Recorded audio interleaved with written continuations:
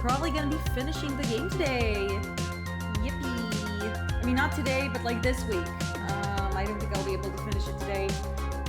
With the 3-hour quotas, with the 3-hour timelines that I tend to impose on myself.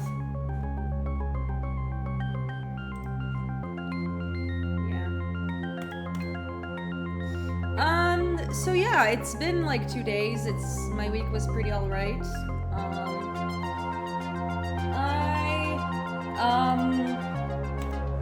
Let's see. I was just looking for something. Yeah. So 999 September is coming to a close, and we are going to be continuing the story, which is something I'm very excited for because, oh my goodness. We are really getting into the thick of it. And yeah. I'm really thrilled to see where this game takes. But before that, I want to talk about a few things.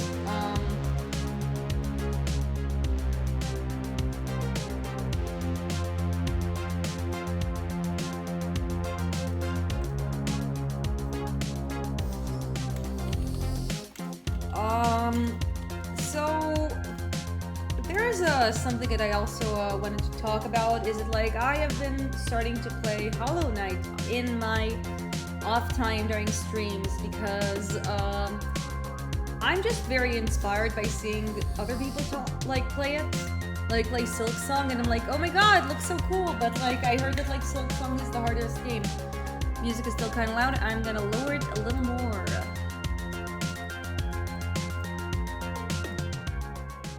Yeah, well, people are skonging. I am basically Hollow Knighting. I don't know how people are saying it. And yeah, I played it yesterday, and I played quite a bit today.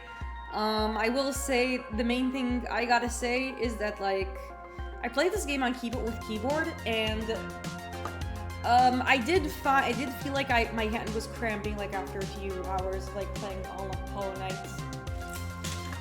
And yeah, there's a few things I want to say. First of all, the game is really fun. I feel that yes, it's very difficult. I don't trust myself. Like, I don't know how far I'll be able to like get into the game, but I am gonna try my best with learning it. I managed to defeat like quite a few bosses. I managed to make it all the way to the Fungal Wastes, and I also managed to defeat Hornet and the Fly Mom. Played with mouse and keyboard. I played and haven't had that issue, but I also have a programmable monk 7 button. No, I don't have that. My mouse is pretty dinky in comparison. It just has the 2 clickers in the wheel. But yeah, I mean, I don't think there's much for me to add other than like I feel the game is indeed challenging, but I also feel that like it also eases you in to some of the tougher stuff. Like I remember I was in Green Path, and you basically have this one bug that like goes and skitters on the water, and you can use them. You can pogo on them. That's how I call it. Like, you know, when you poke and down slash. I call it pogoing. Yeah, I pretty much always play on mouse. I see. Interesting. That's interesting. But yeah, I don't think it's... The thing is that like a lot of my action buttons are on my left hand, which isn't my dominant, so it tends to cramp a little easier than my right hand, which is mostly there. It's called pogoing. I don't know why I called that, because I didn't know how mainstream it was to call it pogoing.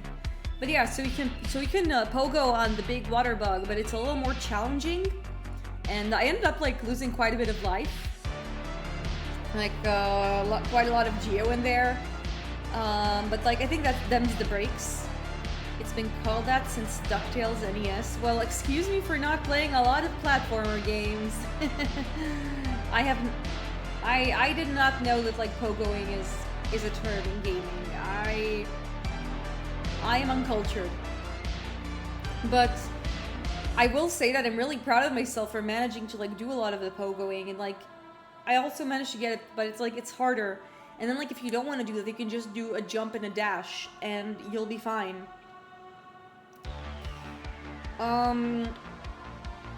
So yeah, I don't really see myself like going into the level of like, oh, I'll be able to do Path of Pain, which is like one of the end game challenges, because that looks ridiculously difficult.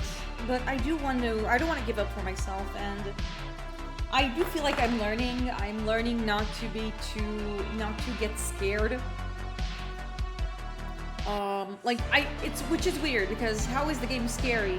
But like sometimes I feel like I'm moving too much when the game actually doesn't require me to move that much. You get what I'm saying? But I really like it when like it's so satisfying when I manage to pogo on an enemy. I actually fought against Hornets.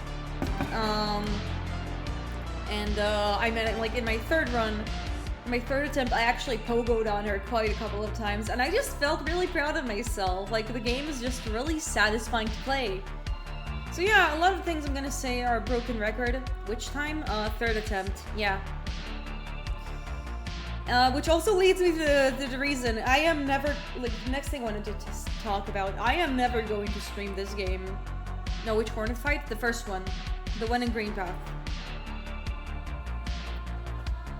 Yeah, I did so like during the first Hornet fight, I just pogoed all over her, and it was really fun, and I liked it. I thought it was funny. But yeah, so again, I don't think I'm gonna be streaming this game. I think that like I do sometimes, like I did have some friends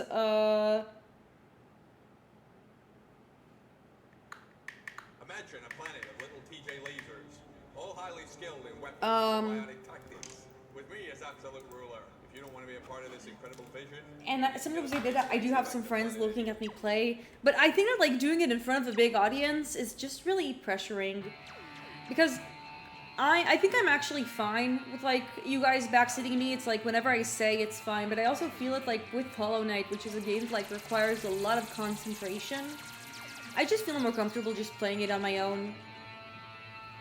And I think that's like a good call. I think there's a lot of games that I'm like, oh, I want to stream it, oh, I want to stream it. Only to realize that I'm just not a...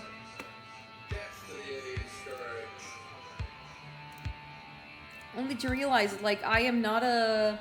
I don't have to stream every game in my library, and good God, I have a lot of them. I don't want to talk about my Steam collection. But it seems like I have over like over 100 games, and I haven't played all. I've barely played any of them. Some of these games I don't even know if I'm gonna touch, but like they're in there, and there's not much I can do about it. Some I only played for like an hour. Some I played and I dropped. All kinds of stuff. I have Titanfall 2 on my computer for some reason. From what I understood, it's a really good one. And like I have a bunch of visual novels and and there's like a game that like I tried only to realize I didn't like it. There's other games that I just picked up and I don't think I'm ever gonna play them. And some games that like I am probably gonna get to eventually. Sorry, I keep buying games. It's not just a you problem. I buy shit on sale all the time. And my friends love I don't like FPS, I don't really care for it. So yeah. Like, again, big collection. And I don't think I'm gonna be playing most of these. There's some games I'm like, why the fuck did I buy it? I don't think I'm gonna read Amnesia. I mean, I might. It's an Ultimate game. I might just try it for shits and giggles. I don't think I'm going to be playing I don't think I'm gonna be playing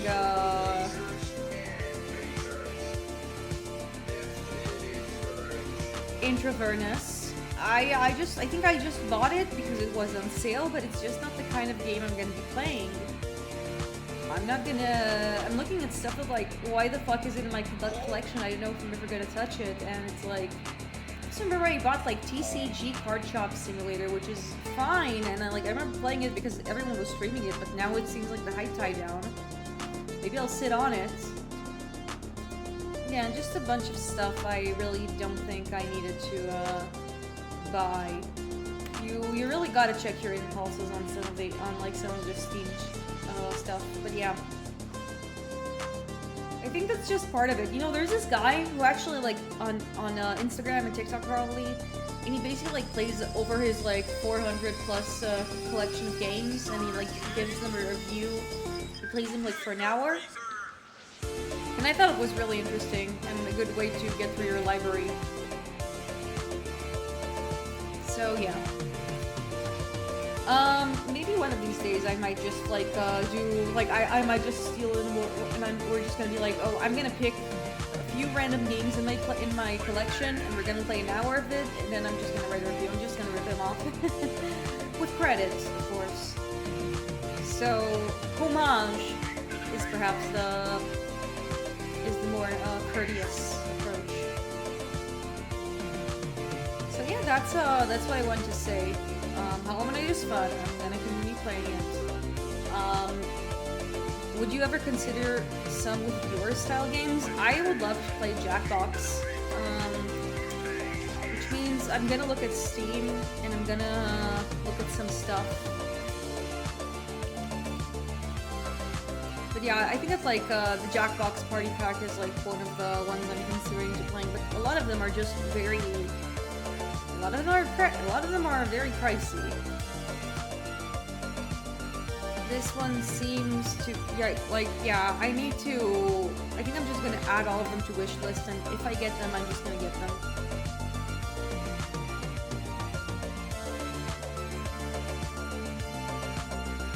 There's also just also a starter which has a Quick Lash. Trivia Murder Party 2, and there is a bunch of them. I can for now I'm just gonna add some of them to my but yeah, I do think doing some stuff with viewers would be nice. Hopefully enough people will also come, which means this is probably gonna be a stream I'll need to promote more. And yeah, I think that with all that yappery, we can go to the main event.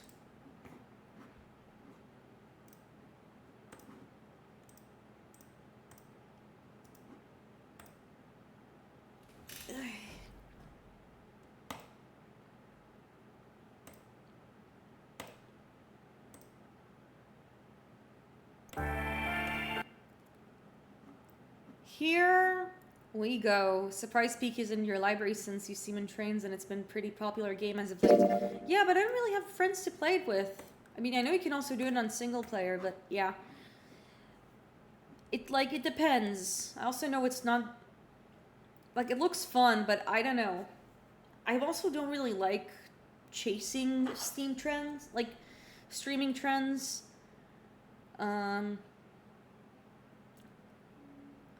And if there's one thing I really want to come back, I want Lethal Company to get another boost in popularity because I love that game a lot.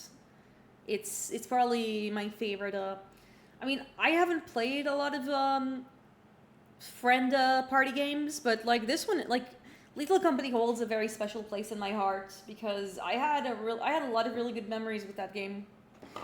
I have a lot of really good memories with that game. I played it with a lot with some online friends, and it's one of the few games that actually made me scream. So it's really fun to play the game with me. I don't only streaming for performativeness. It actually gets a scare out of me. So yeah, 999. Previously, what we did was we basically went and we found door number 9. We entered it, only to realize that Clover is missing. It's cool. I have strange feelings with it since my friends begged me to play it and I played with it once. Ah, I see. Ah, that's fair. I mean, the only Lethal Company mod I know of is the one that allows 8 players to be in it. You will start from the beginning of the game with information. So we found it. Then we discovered Clover was murdered, and we discovered the killer was Ace. And then Ace showed his true colors. He revealed that there was a nonary game that happened 9 years ago. And then he held Lotus by gunpoint, and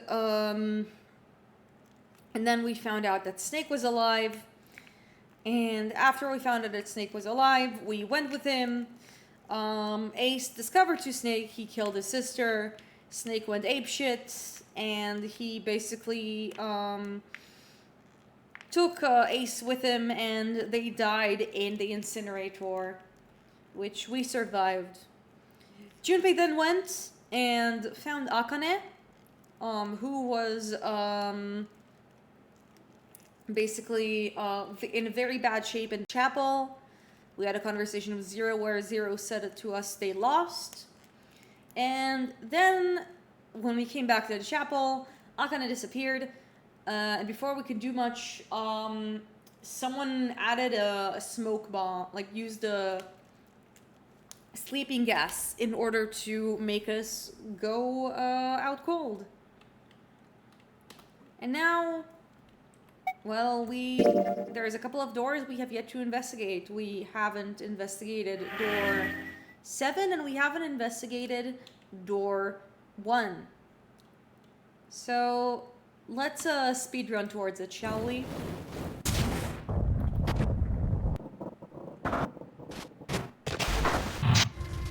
So a lot of this beginning is just gonna be me speed running.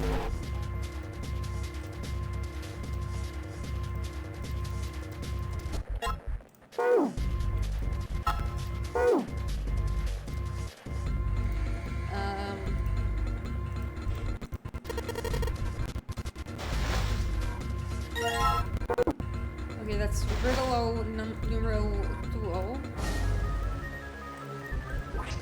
There's a screwdriver here.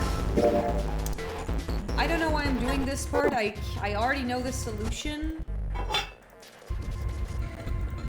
So I'm just gonna get the red key. We're gonna see the introduction in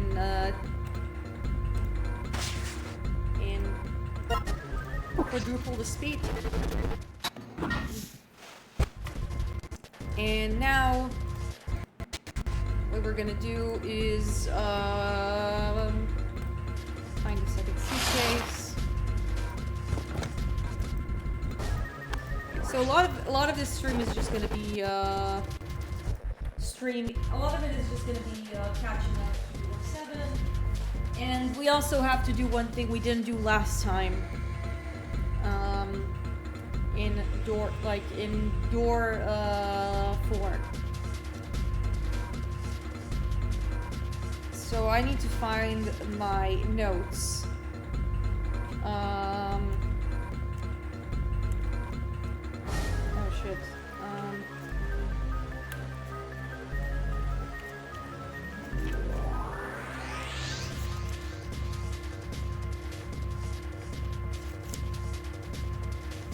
I have all these numbers that I don't remember where they went through. Oh, there we go. So one of them is 0263 and the other one is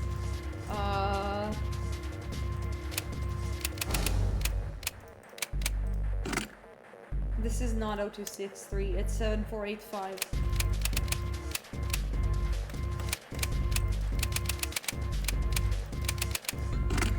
This is the one I mixed up the numbers.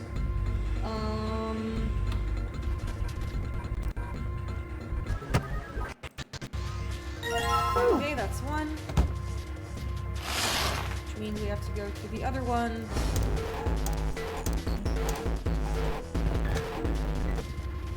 Pop it in.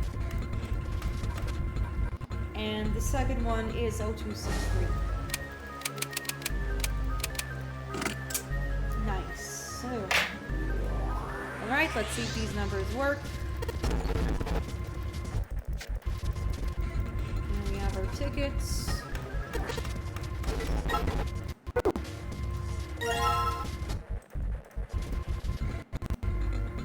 I think Junpei said something that I missed.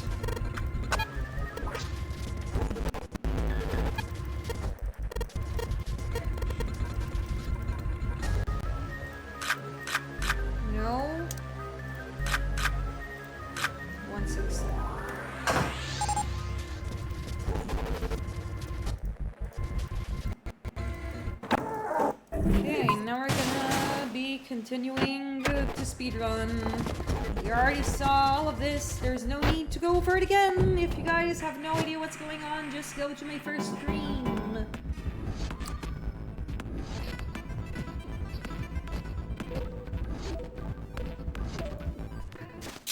Do you guys remember when the 9th man was relevant? He's not, he's dead. You haven't done Ace and Lotus yet. Ace, Lotus, you think you can give me a hand here? The pen was a little too on the nose, but the move was... Okay, they lifted their hands silently. Everyone's upset.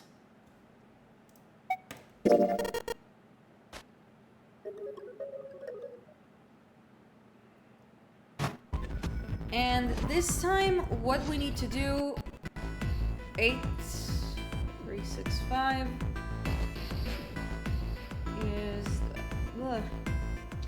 2, 6, 5 is 4. So we're going through door 4.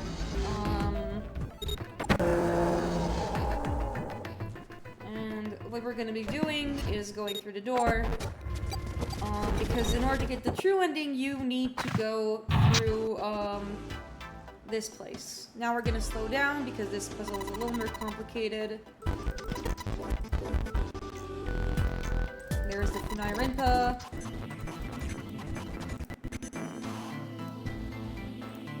Match. Now we're going to be... are you worried about me? Yes.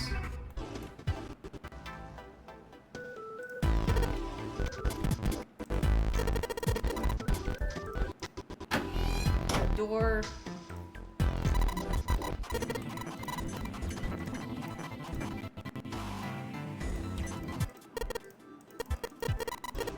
Ah, yes. Also, lots of innuendos from Little Miss June. Do you think this book is the replica of the Titanic? A replica? Yeah. You know, like a copy of the actual boat. Who on earth would make something like that? Fans? Crazy Titanic fans. No way. Do you even know how much money that would take? No idea. But all they've got to do is break even, you know? Break even? Yeah, they could use it as a cruise ship. Climb abroad, a piece of history, sail around the world in the resurrected Titanic. Do you think anyone would be interested in doing that? Hell, with marketing like that, they'd probably have more customers than they know what to do with. Please go with June, San, and Lotus, and don't forget to... Okay, I won't forget to show her the meat. Yeah, I am going with June, San, and Lotus. That's Junpei, do you believe in that sort of thing? You know, curses and stuff? Yeah, I guess I do. To a certain extent. Junpei scratched his temple. What about you? Nah, I guess that would kind of be a dumb question. Hey, you told me to remind you to go. Yeah, thank you for the reminder. You're sure. Thank you for remembering.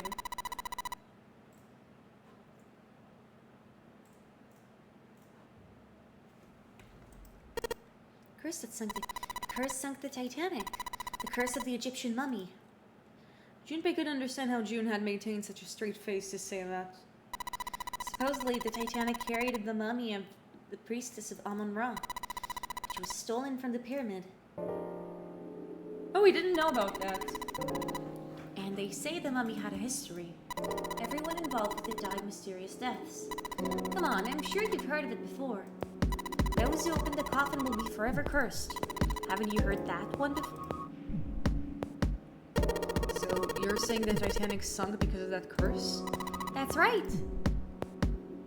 June's eyes lit up in excitement like a child with a new toy. Oof.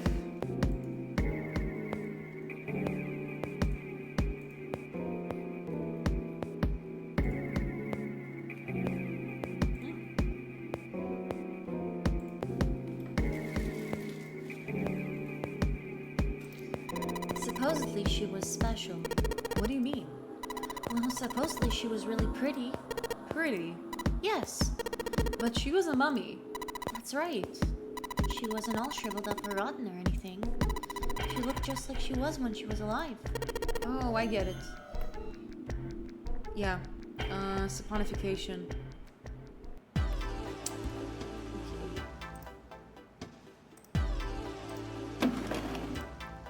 There's a dresser key in there, which we're gonna need for later. Hold on. Ah, right. I forgot. It's right over there, but not at the moment because we do need to find something.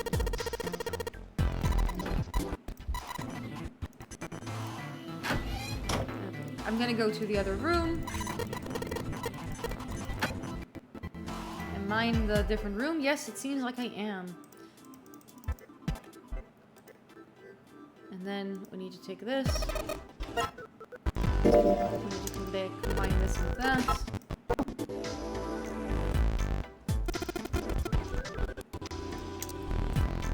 We need the dresser key.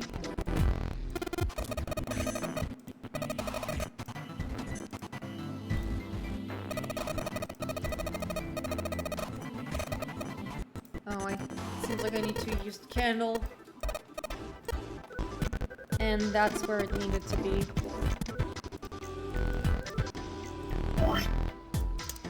We put this here.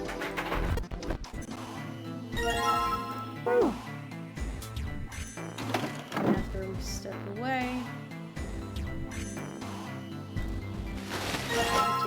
the curtains. And the candle went. And the candle melted. Which left us with this. So we need to go.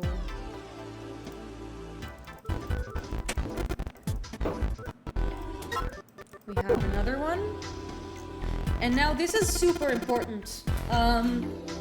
Hey June, so I'm gonna slow down. Hey Junpei, got a minute? Santa had shown out of nowhere and gave Junpei no small start. Here, take this. Santa pulled something out of his pocket. It looked like a bookmark. It had a 4-leaf clover in it. What's this? I found it in between the cushions in the sofa. Pretty sure it ain't gonna be any help to us, but figure we might as well hang on to it anyway. And why don't you hold on to it? Santa gave him a wry smile. You know what I hate most in the world? I got 4 things. Hope, faith, love, and luck. Hope, faith, love, and luck. Damn straight. And you hate these things? You hate these things? Yeah, you got a problem with that? Not really, but... Junpei tried to figure out how best to phrase what he wanted to say. What does a bookmark have to do with any of that? Santa scratched the back of his ear and looked awkward. Well, see, each leaf on the 4-leaf clover has a meaning to it, okay? And that meaning is pretty much those 4 words. It's like flower language. Well, I guess it's not a flower, is it? So it's leaf language, I guess. Yeah, I guess you can call them leaf words. Leaf words. Junpei looked at the bookmark. Hope, faith, love, and luck. F. Lily.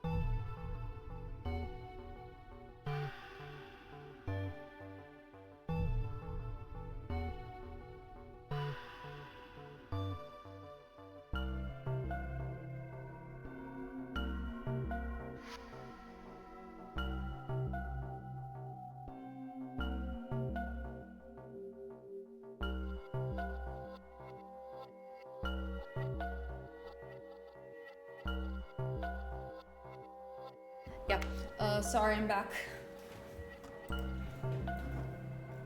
just needed to take care of something.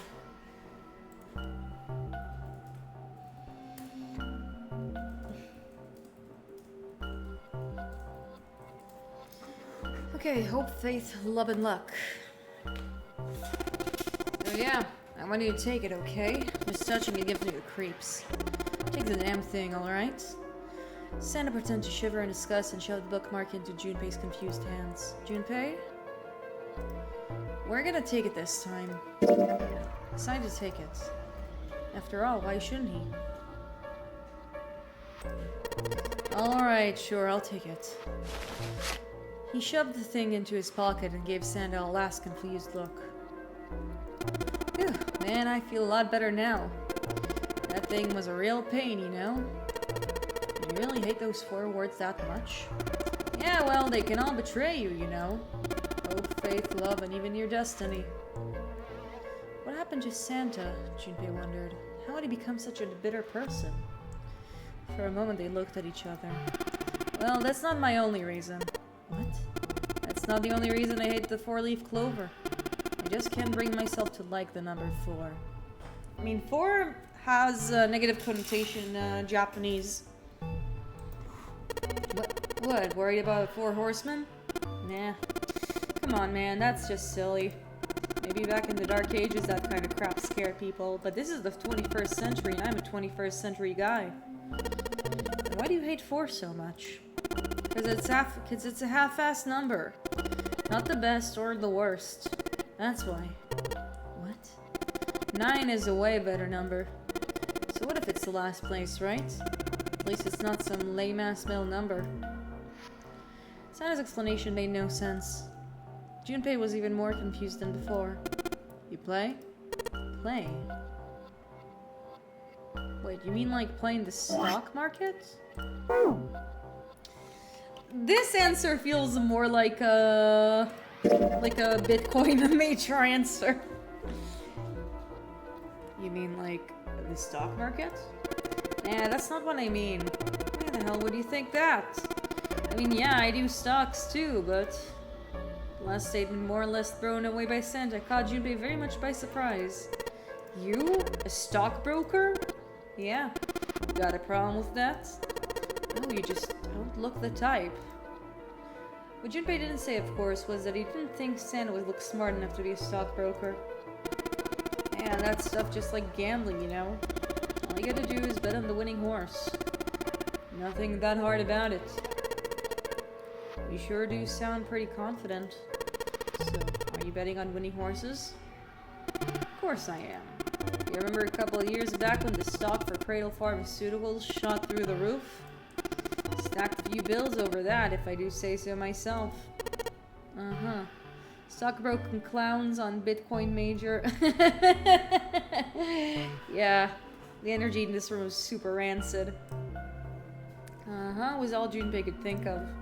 He never even heard of Cradle Pharmaceutical. Fortunately, he was saved quickly from further embarrassment.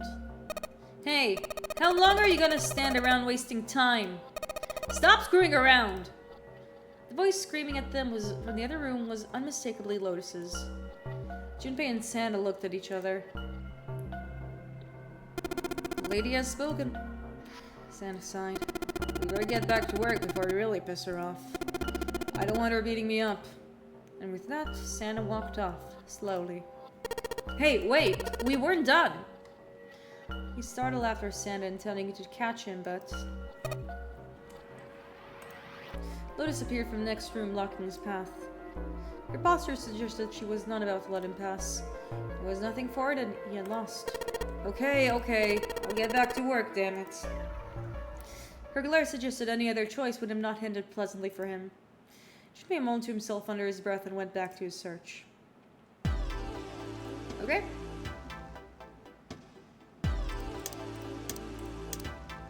How much plates do I have? I need a third one.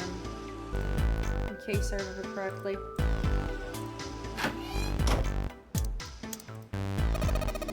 This is the bathroom wall. The whole wall is covered in these square tiles.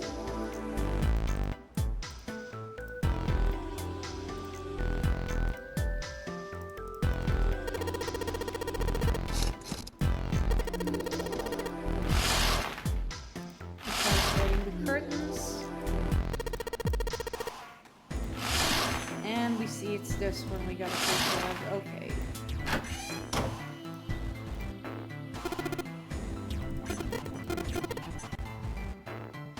Okay, this is our room.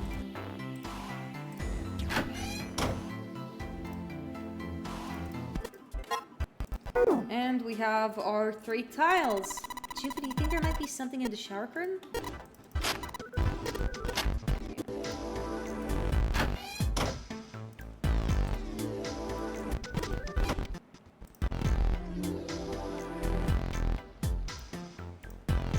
Which means now it's time to assemble the Funai Rinpa.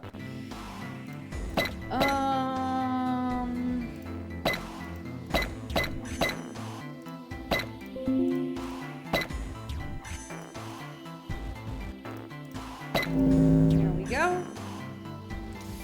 Funai Rinpa assembled.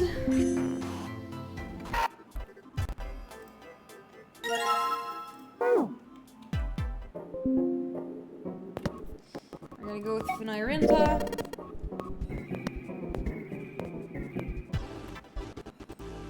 And we made it out.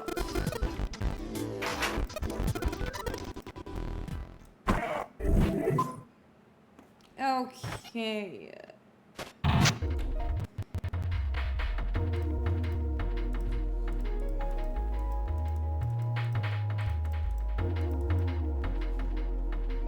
In case I remember correct, I also wrote down how many of them were. I just need to find the page again.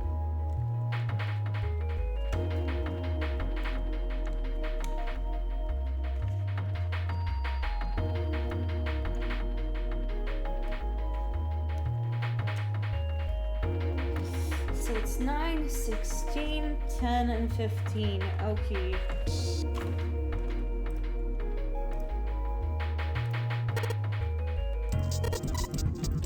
And here we also need to slow down because there's a bunch of things we need to take care of.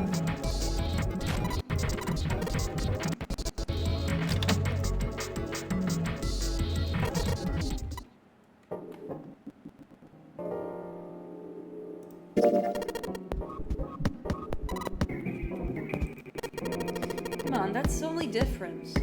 Okay, so let's say hypothetically the automatic writing is until load. These guys couldn't predict the sing of the Titanic.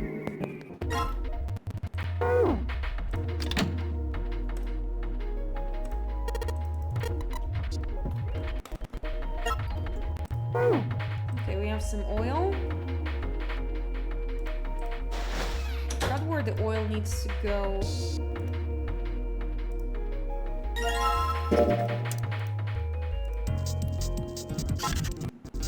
Here we have the knife.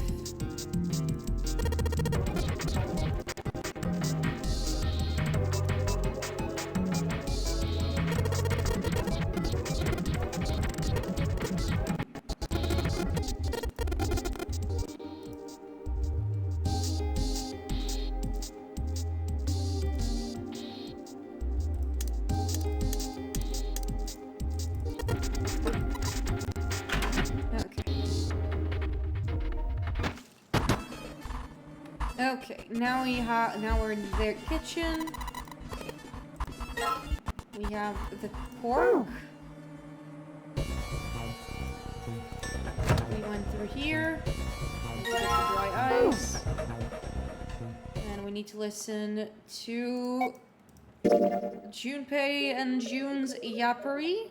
We're gonna pretend we care about that. And now, the most important thing. It's really hard. It's frozen stiff. Hey, June. Can you say that again? Oh, right.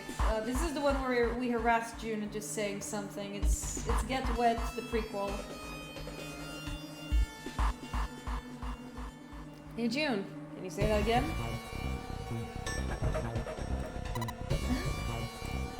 Say it again. It's really hard. Again, it's really hard. Thanks. Something wrong, Junpei? Your face is bright red. Nothing, I'm fine. If it's that hard, you can probably use it as a hammer. Yeah, good point. It we can use it to break something. Jumpy, it's really hard. I think she's in on it, guys. It's like a hammer. We can use it. Jumpy, your chunk of meat. Oh my god! She knows what she's doing. It's rock solid. I could use this to crush something. Jumpy, it's really hard. Don't eat it! Okay, that's it. We exhausted our options.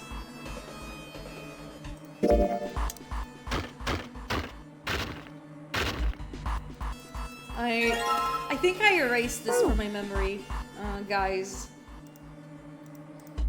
I can't really think of another reason why I didn't.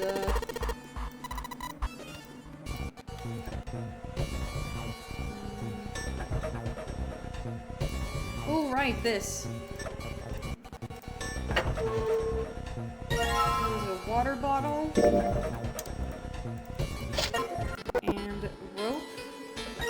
And we have a makeshift water bottle bomb.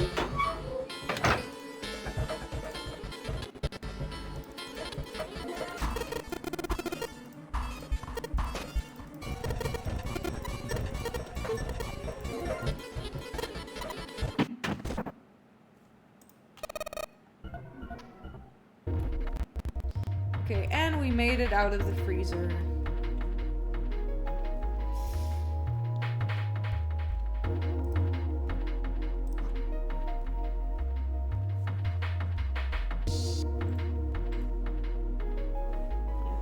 Good to see you, Papaya. I hope you enjoyed hearing me say the iconic, really hard line. I have a feeling I know why. I think I know why I forgot about it. It was... Oh boy, this game is so horny.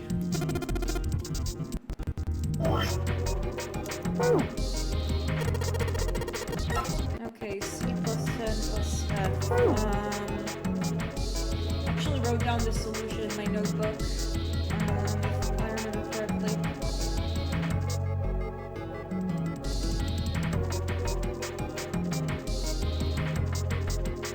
No, I didn't.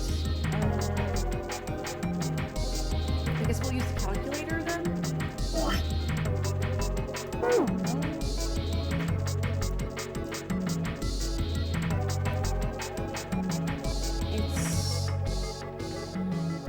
I'm gonna use a pencil.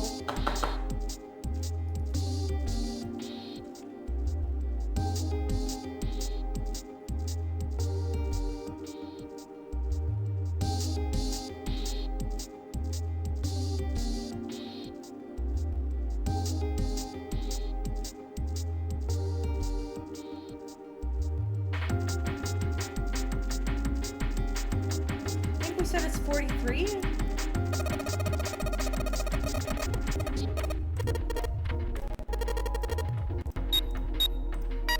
Okay, nice.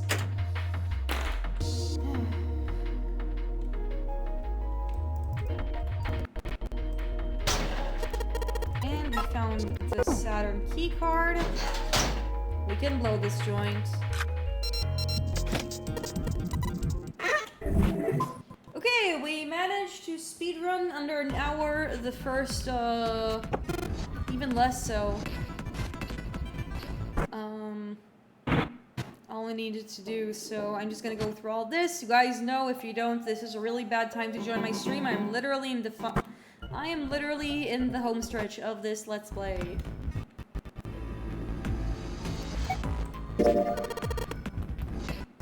I'm pretty sure I already did all this.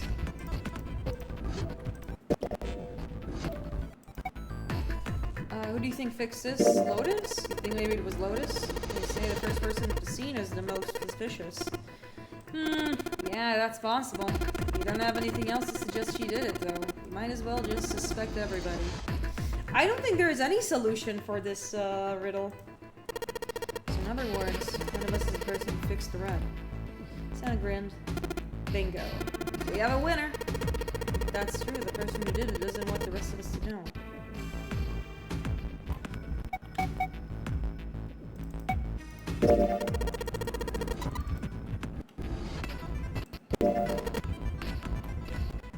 Okay,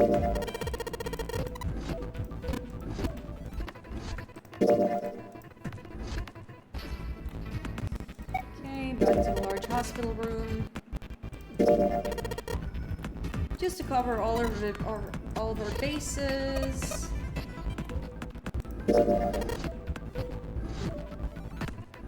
And now we go back to the large hospital room. And we finish searching. Good.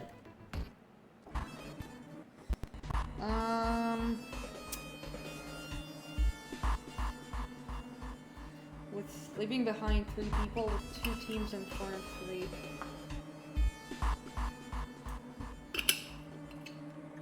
I don't know. I wasn't quite sure that was true.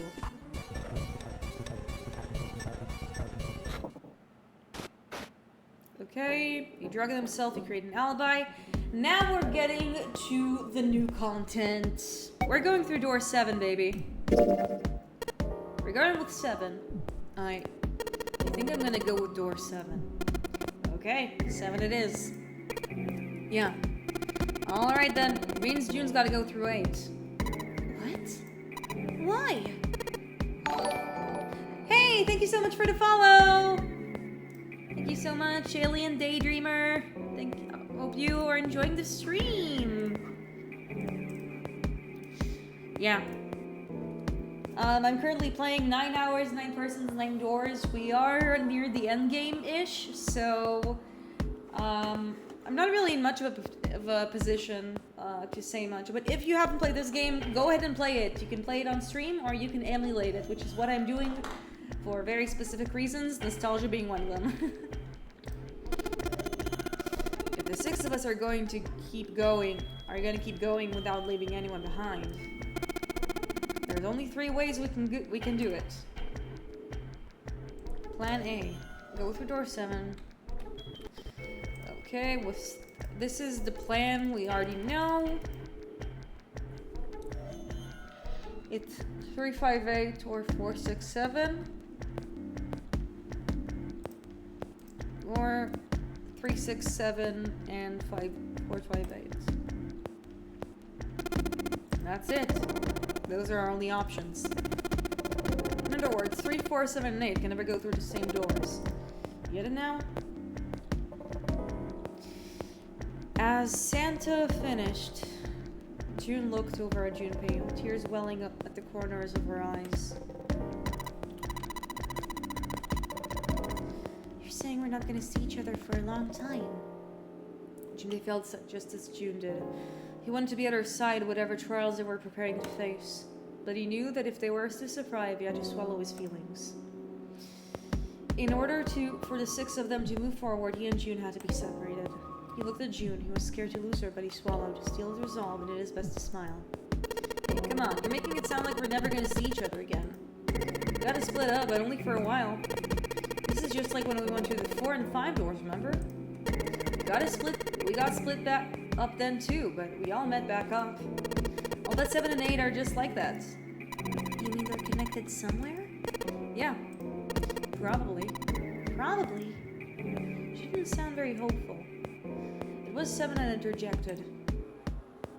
I'm sure they're gonna connect somewhere. Why? What makes you think so? If they don't connect, neither team can get through door 9. In other words, the game would end right there. Zero's been on top of this shit so far. I don't think he'd blow it now.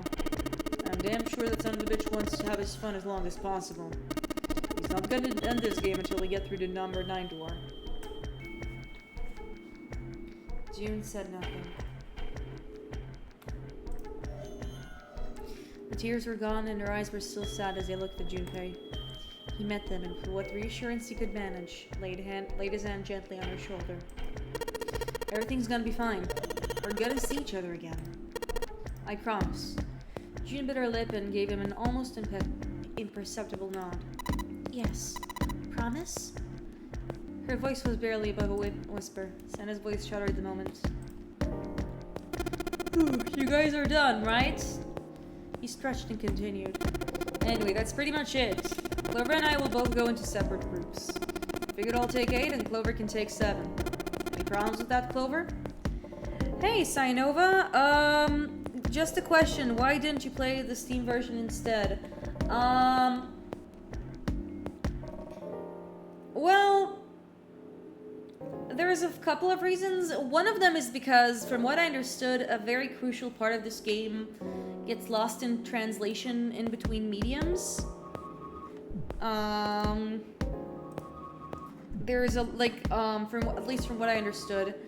And I also just don't like how the sprites look in the remaster. I think some of them just, a lot of the upscaling was just, like, had a lot of details that were lost in translation. I'm gonna look up for some details.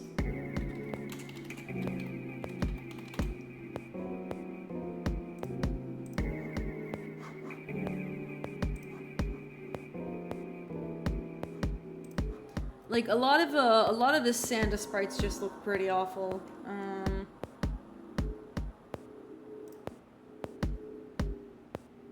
Yeah, it's that, and it's also just the fact that there are some things that are lost in translation. In addition, I like doing the voice acting, even though I heard it's really nice. I also heard that some of the puzzles are a little different and not as good as the ones in the DS game. So yeah, I do own the Steam version. I got it for my birthday from GamerCore. But yeah, also the puzzle. Yeah, it's a couple of reasons. I'm sure that, like, it's fine. And I also think, from what I understood, you can basically play this game like Zero Escape. Like, there's two modes. You can do adventure mode and you can do like novel mode. In adventure mode, it just like cuts a lot of the narration, which to me is like one of the most crucial parts of the game. I'm a bit of a Puritan when it comes to 999. I think that I think that like a lot of the things that make that game strong is the medium and the choices. Some games manage to get manage to contain a lot of their things, but like 999 and The World Ends With You, for example, are two games that cannot be played, in my opinion. Like, these games cannot be played any other way other than yes, because there is something lost. I know that, like, specifically with their remastered version, they did try to rework it, and that's fine and all, but I also feel like there is just something very special about, like, the original TWOE experience, where the bottom screen is the stylus and the top screen is button combinations, and I think it's really neat. It's a really cool system, even though it's a little funky. Any problems with that, Clover? Clover looked away and was silent for a moment. Steam, same. A lot of my favorite DS games really take advantage of the hardware. Glad you mentioned WoW, because it's probably the best example of ludonarrative gameplay in gameplay. Yeah, I know, it's super cool to see how the battle system goes. And in the sequel, well, they worked with the Switch, and it worked fine. It also was pretty addictive, which is one of the reasons I really loved TWOE. I think the gameplay is brilliant. I didn't know that makes sense.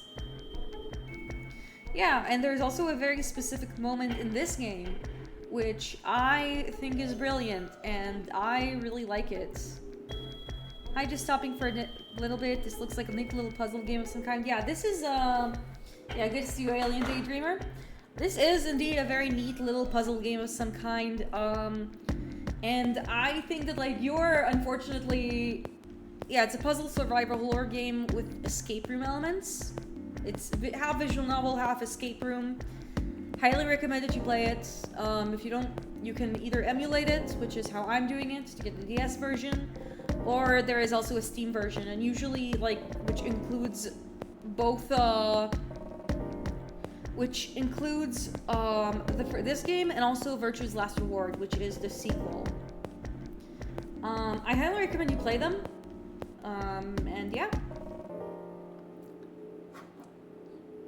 It's the reason why Hale and I are even friends. Oh, yeah, that is, like, Hale knows me, I mean, GamerCore knows me before my debut, and I've been making a lot of fan art of Zero Escape, and basically, one Zero Escape fan on Tumblr found another one. Yeah, put it on your list. Play it whenever you have the chance.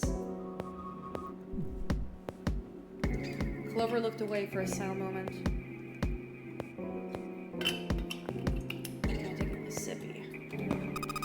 whatever. It was more of a dismissal than an agreement, but Santa didn't seem to care. Alright, we're ready to go then. Let's move. At Santa's command, the group split and headed for their respective doors. Clover, 7, and Junpei walked towards door 7. Santa, Lotus, and June headed for door 8. For a long moment, they stood in front of the door. 7 took a deep breath. You guys ready? Yeah. Another thing I gotta mention about this game specifically, sequel less so, and we will get to it when we play the sequel eventually. I'm not gonna like completely interrupt the program just to play like this game after, like if you're VLR after this one.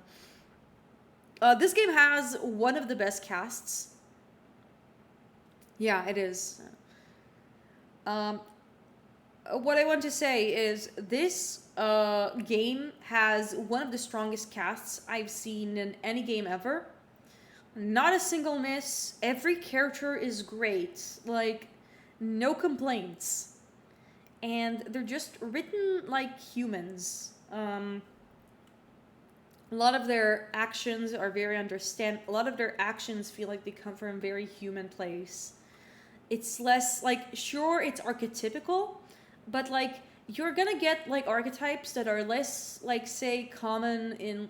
The archetypes are gonna be less anime, and they're gonna be, like, more, like, a little less constraining. You really do feel like you're meeting real people by the end of this game. Yes. Okay, let's go.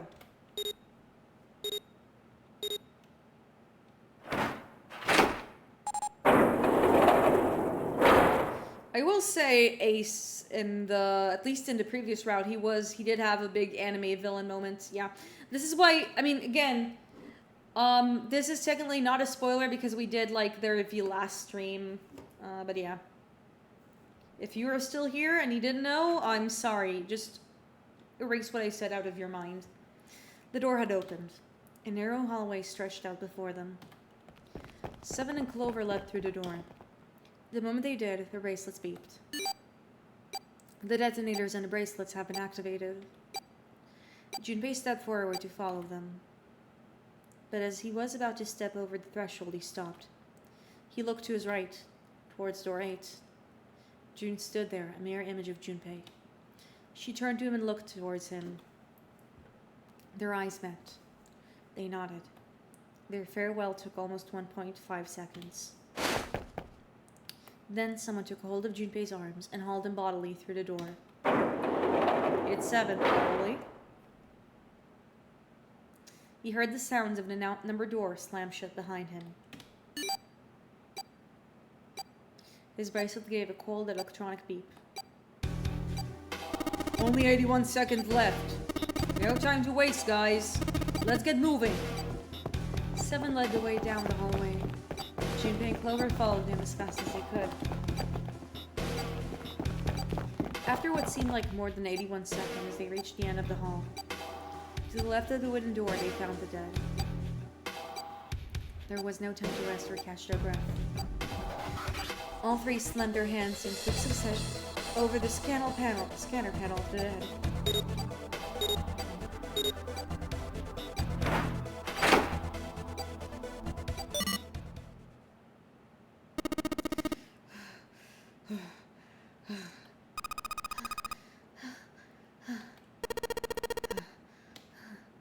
Still trying to catch his breath, 7 leaned heavily against the wall.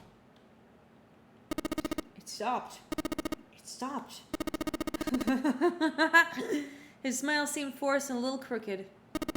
This is the second time we've gone through one of these numbered doors, but... you really never get used to it. He stood up straight and no longer out of breath, and wiped some of the sweat from his head and neck. Clover smirked at him. I would have thought a guy your size would have bigger balls than that. Hey, no ball shaming, Clover. No body shaming. What? What the hell did you just say? Say it again, I dare you. You have no... You wanna die? I like to see you try. You fucking brat. Alright, let's go! No ball shaming, Hale. Yeah. Hey, calm down, guys. This isn't the time for, this. It's not gonna do us any good. Huh. Ugh. Gosh. Junpei sighed. Sometimes you wonder if the doors and puzzles were really the greatest challenge they faced. Wait here for a minute, alright? I'm gonna go see if there's any other doors. They didn't respond, but Junpei wasn't in the mood for conversation anyway. Again, how old is 7? I keep forgetting. Like, we know that Lotus is 40. But Lotus is, how old is, 7? According to the lore, he is 45, actually. Yeah, 36 to 45. He was 36, 9 years. Yeah. Which means he's around Lotus's age. First, examine the inner part of the number door. It was, of course, shut tight. On the left was a single short hallway that terminated almost immediately at a thick iron wall. Junpei doubted the wall could be moved. At last he gave up and returned to 7, who was tapping lightly on the wooden door. That door is the only option we've got, right? Yeah, looks like it. There was a metal plate bolted above the door. It read Operation Room. It was to be believed. The room on the other side of if it was to be believed, the room on the other side of the door was an operating room. Something about it made Junpei feel nervous. Hey, there's no point standing around. Might as well go in and see what's waiting for us. 7 grabbed a brass knob and slowly opened the door. The creak of the hinge sounded like a groan of an old woman. You know, it doesn't really sound like the groan of the old woman. It's kind of like how some hooligans in chat like to pretend that this sound over here sounds like a clown. A chill shaked its way down Junpei's spine. Quickly, he gathered what courage he could and took the first step into the room. 7 followed with Clover right behind him. Part of the room just past this door was obscured by a screen. Clover's curiosity got the better of her, and she darted past Junpei to peer around the screen.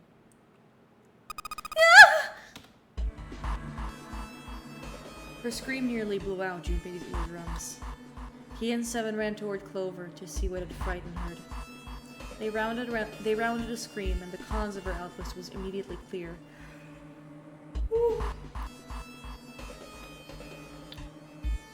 What the hell is this? Is this a corpse? It was something that looked kind of like a human lying across the bed. It's a Science Boy's evil twin, I think. No, not a bed. An operating table. The table sat on a rusty steel lift, and a cluster of bright operating lights shone down on it from the ceiling. Slowly they approached. As they got closer to the body, it became clear it wasn't a body at all. What the hell? It's just a huge doll or something. A doll? Clover did not look terribly comforted. Yeah, there are a lot of people who are creeped by dolls. Slowly, she approached the operating table and looked as intently as possible, from as far away as possible, at the thing. Junpei could see her remarks. You're right. It's only a doll. Man, it really scared me. She heaved a great sigh of relief and wiped a few drops of sweat from her bald forehead. I actually said balls. 7 smirked. Huh, well, I guess that would have been weird if you actually had any balls. Shut it! Don't you start with me, fatty. She has little sister energy, that's for certain. Because I think little siblings are gifted with viciousness unlike any other. Oh, what's this? Want a piece of me, short stuff? Yeah, bring it on, you whale! She's a little sister. Yeah. Little sisters tend to have, like, have a knack for absolutely destroying your self-esteem. Yeah, I speak from experience. I speak from experience. That was probably a personality thing. Hey, you guys, not again, okay? Seriously, knock it off. Jinbei sighed and shook his head. Anyway, it looks like he's got something the two of you could... Anyways, it seems like he's got something the two of you could stand to have a little more of. I'm talking about a heart. Huh? Oh, this? I mean, on his chest. Yeah. It's set a little higher than normal for a human body, but the shape of the organ, there could be no doubt it was a heart. Why would there be a heart in a doll?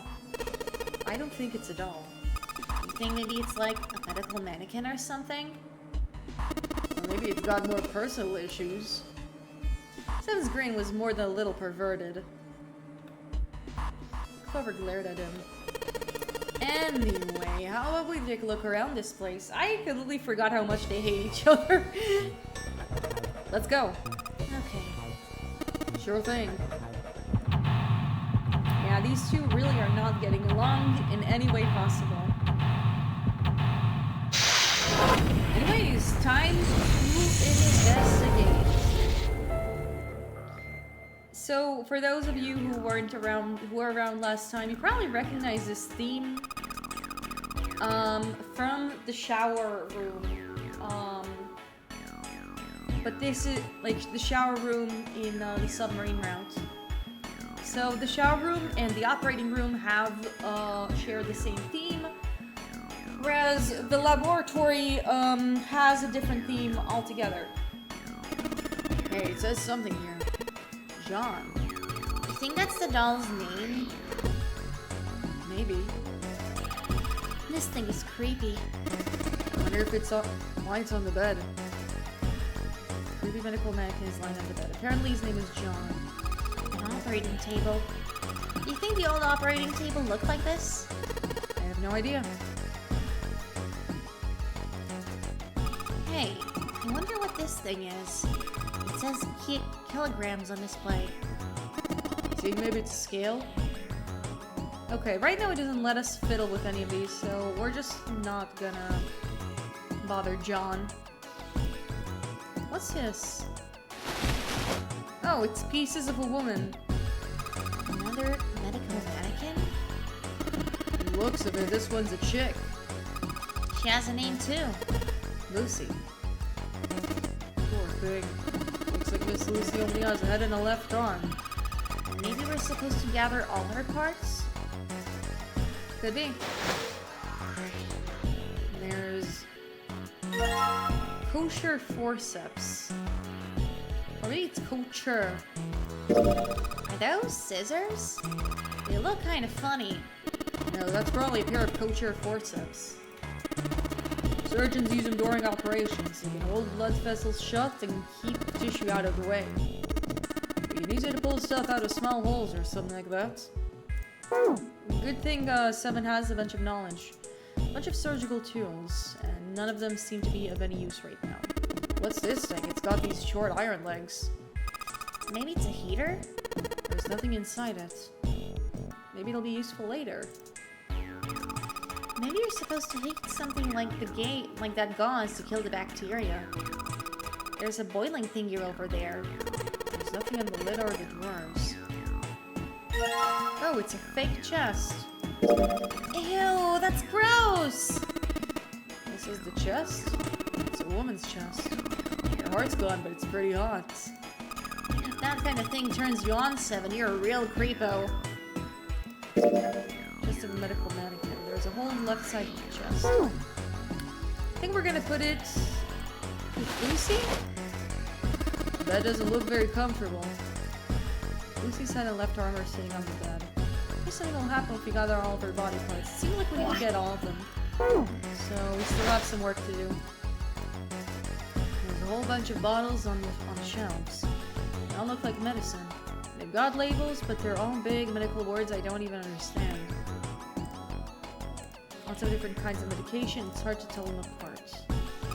The drawer is empty. Yeah, nothing here.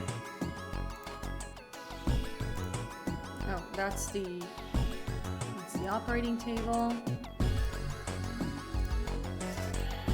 Let's see. Looks like it's locked. Guess we're gonna need a key for this one. Junpei, where are you going? That's the door we came through. The only thing out there is the number door. Pretty sure I don't need to tell you, but the number door is a one-way deal. So, you're saying there's no point to going back there, huh? And they're nodding. Awesome.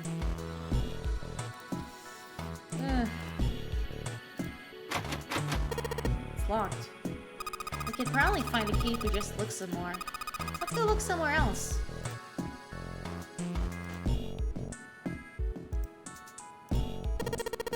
Medical mannequin with its guts showing. Ew, gross. Hey, Junpei. There's a slit in this thing's chest. Yeah, sure is. There's something in there. Maybe we can get it out. Look! Damn it. This thing won't budge. It's stuck. Well, I guess you can use force on that one, then. We need something small that can fit into a little hole. Well, we got him. It's a fake organ. So we took the organ thingy out of the chest thingy. It's a lung, not an organ thingy. Huh? This part here on the back, it's all rubbery. You're right. So it's a fake organ, of course. Wait, what's Seven grabbing it for? Feels like there's something in there. Do you think if we cut through the rubber part? Yeah, I guess we need to find something else. Just a medical mannequin. One of our organs is missing. Maybe it's gone? Organ? Oh, she said organ. Really, Clover? I expected more than you. Oh, like you could do better.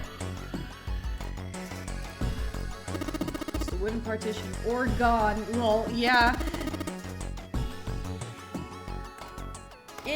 I remember that in the sequel, she also makes these bad jokes. Ooh, a scalpel with blood. A scalpel that's not rusty. Clover is very gremlin energy. I think every game needs a gremlin. In VLR, I feel like she's less of a gremlin and more of a bimbo. But yeah, a scalpel that's not rusty. It seems like it was put here for a reason, huh? I think it's telling us to cut something. Yeah, I do. Let's try cutting this organ with a scalpel. We have an organ key. So it's organ.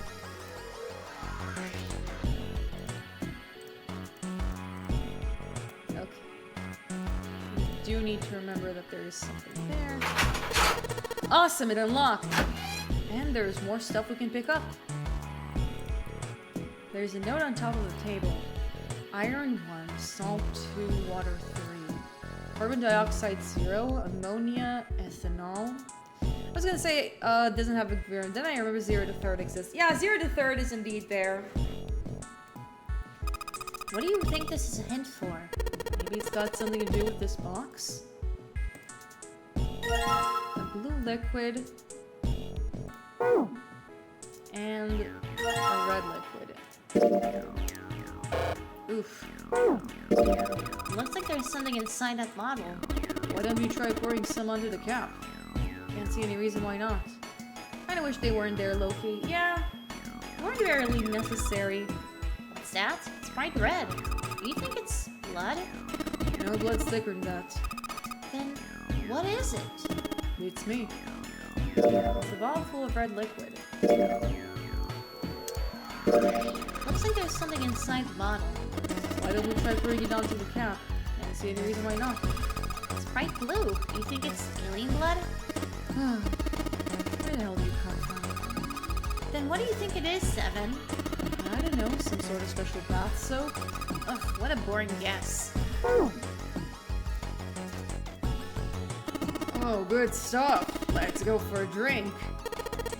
Oh, Seven, your alcoholism is not gonna help you. What are you talking about? I'm talking about the bottle. It says CHC2H5OH. Right? It's ethanol. That's right. It's also known as ethyl alcohol. It's pretty much what booze is made of. So, you're gonna drink it? Yeah, I won't. Might say what it is on the label. There could be anything in there. There's a bottle of ethanol on the shelf. Okay, I'm gonna write it down.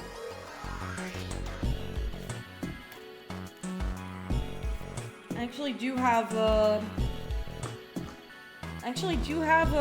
little tiny notebook I bought from a while back, so ethanol is C2H5OH. So let's see, what's in here? What's this? Looks like a can with spray nozzle. It says CO2, so that's carbon dioxide. So it's 1 carbon and 2 oxygen. Gonna go now. Enjoy the stream. I love to catch the next one. Yeah, thank you so much. So it can be filled with carbon dioxide. Okay, and we also have this. Hey, Junpei, you think there are any slugs on this ship? Huh? Well, if there are, I was thinking we can put salt in them. What's she pointing out at? Oh, so it's sodium chloride.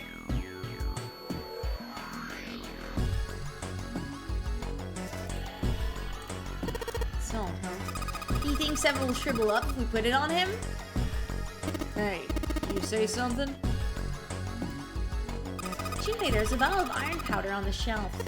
How do you know it's iron? The label says Fe. Fe stands for iron, right? Huh? Something stinks.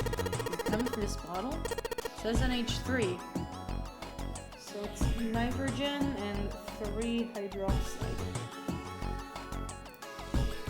No, that of course stinks. It's ammonia.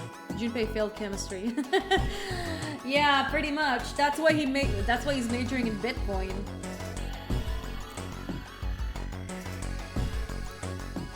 Hey, Junpei, there's dihydrogen monoxide on the shelf. Why don't you just say water?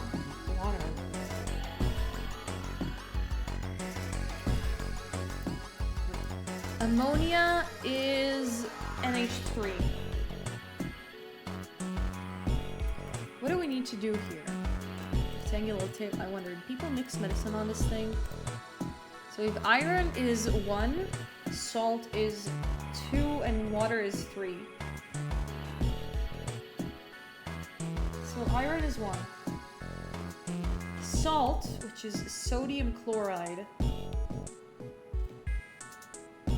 It's Nasil. Is 2. And water, H2O, which is 2 oxygen, 1 hydrogen, is 3. Carbon dioxide equals question mark. Ammonia equals question mark. And ethanol equals question mark. Oh my goodness.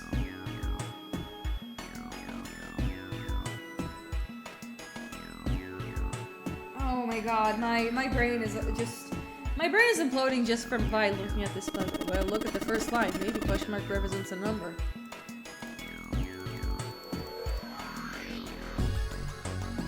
Carbon dioxide, ammonia, and ethanol.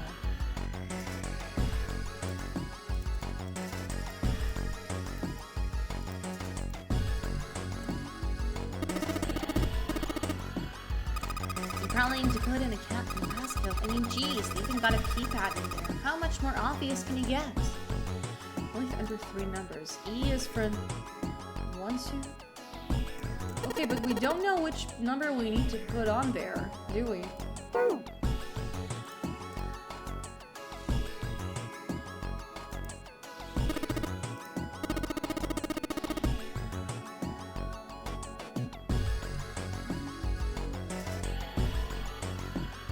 Let's see, so with ethanol,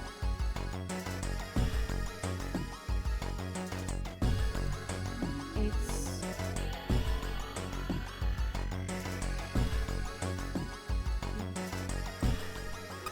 So basically, ethanol is made by 2 carbon atoms, 6 hydrogen atom, and 1 oxygen atom.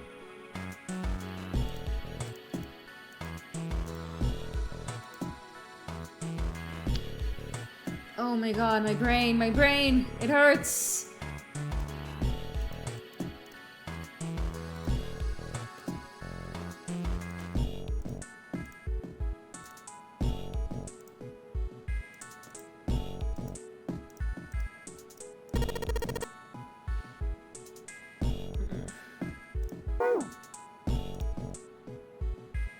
Iron 1, salt 2, water 3. Carbon dioxide is question mark. Ammonia. Carbon dioxide will... It has 2 oxygen.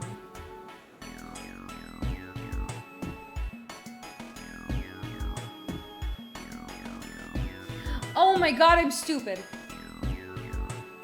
I'm so stupid. I see what it means. Iron is 1. Sodium chloride has 2 elements, and H2O has 3 of them. This is 2 carbon. Hold on, I'm gonna look. No, I should know this. Ammonia is made out of 1 nitrogen, and so ammonia is 4. I was overthinking this. And ethanol is made of 2 carbons, 6. It's made so ethanol is 9.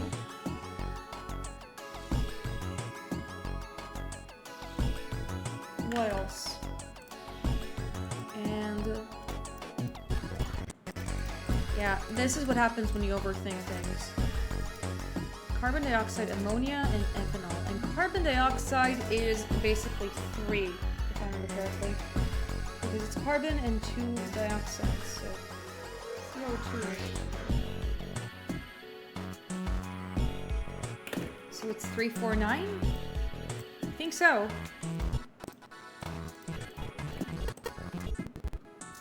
349. Woo!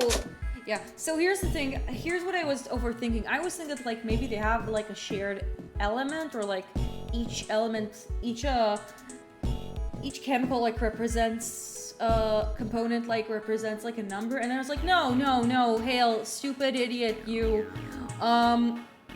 It's the amount, like, the number relates to the amount of chemicals in the material. Oh my goodness. It's a fake heart. A heart? This thing is super creepy. It ain't good for the heart. Oh, 7. I think I can. No, I can't combine these yet. And a fake right arm. Okay, but we got that part. But as soon as we leave, we're gonna get something. You think we should go back? Yeah, I think that's probably best. Clover nodded and left. Junpei was about to follow her when he realized Seven wasn't following suit. Hey, Seven, what's up? Oh, well. He looked at Junpei distractedly, and then back down at the brown bottle he held cup in his large hands. What's that? In response, Seven tossed the bottle gently to Junpei. He thought and twisted around to read the label. I like how you said you needed to collect art parts to combine them, and yet still tried to combine them anyway. Yeah. Want that. He caught it, twisted it around, and read the label.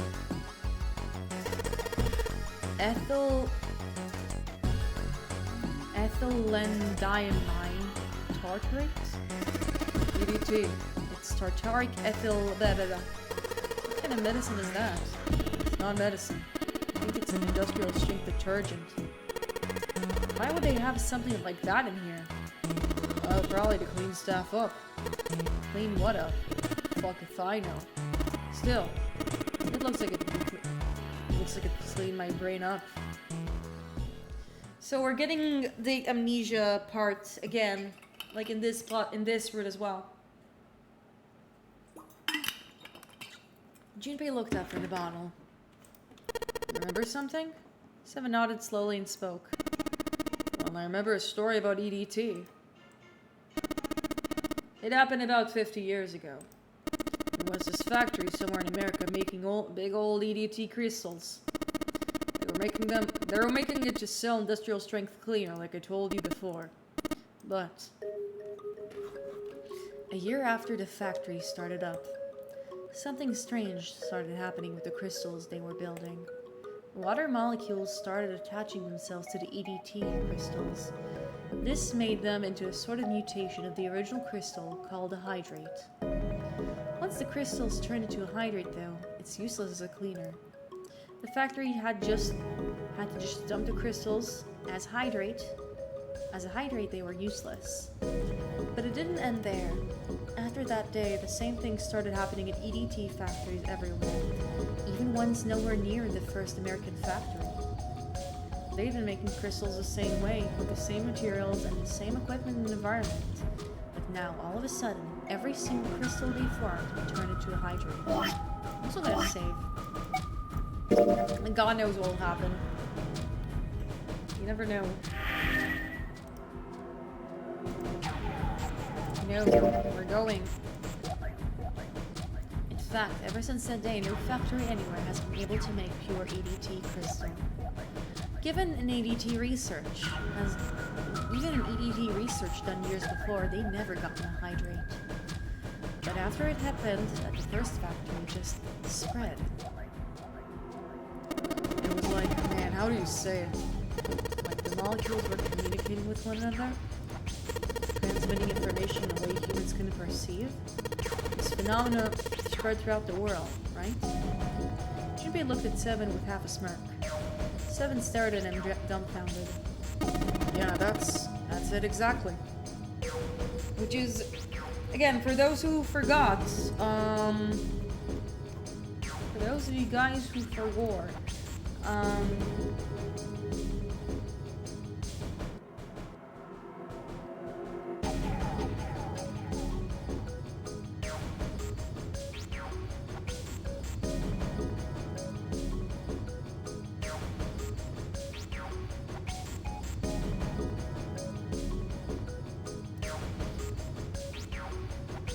anyways, Junpei looked at him with half a smirk. Seven stared. Oh, for those of you who didn't remember, I was just looking at something because someone tagged me.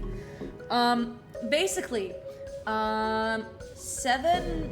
No, in the first run, the submarine run, we listened to what Santa and June had to say, and they said a similar story about like specific crystals that like started to crystallize all of a sudden, and like materials were doing telepathy. Ooh, spooky. How did he know? I had another story like that one. When? In the freezer. What? The freezer? Junpei told the story to the freezer he heard from June in the freezer kitchen. How one day glycerin began to crystallize, and the story of ice that wouldn't melt at room temperature. When Junpei was done, Seven looked at the thoughtful and absentmindedly rubbed the scar on his chin. Ice that doesn't melt at room temperature, huh? That sounds familiar? Familiar? Yeah, hold up. I think I have to remember something. It's right here. Seven squinted. His eyes stared off into space as he was trying desperately to focus on something far away. Do you know about Ice 9? Ice 9. Ice 9. Ice 9. Ice. Ice. Ice. Suddenly Seven's eyes were shot open. That's it! I remember now. That woman, she's on this boat. That woman. Alice! Who's Alice? Come on, the woman who won't melt at room temperature. It became clear to Seven that Junpei had no idea what he was talking about. He ran his hand across his face and took a deep breath. You know how the Titanic sank on April 15th, 1912, right? Yeah. More than 1,500 people died. Worst maritime accident in history. What about it? Did you hear about the boat that was sent to collect the dead bodies? I think it was the RMS Carpathia, right? It was a cruise liner, just like the Titanic. No, that was the ship that picked up the survivors. The ship that collected the dead bodies was the CS McKay Bennett. The McKay Bennett showed up on April 17th, 2 days after the accident. It set out from Halifax, supporting Canada, and recovered 306 bodies. The Atlantic that far north was really cold. It would have to be. For there to be icebergs and stuff. Wow, no shit, Sherlock.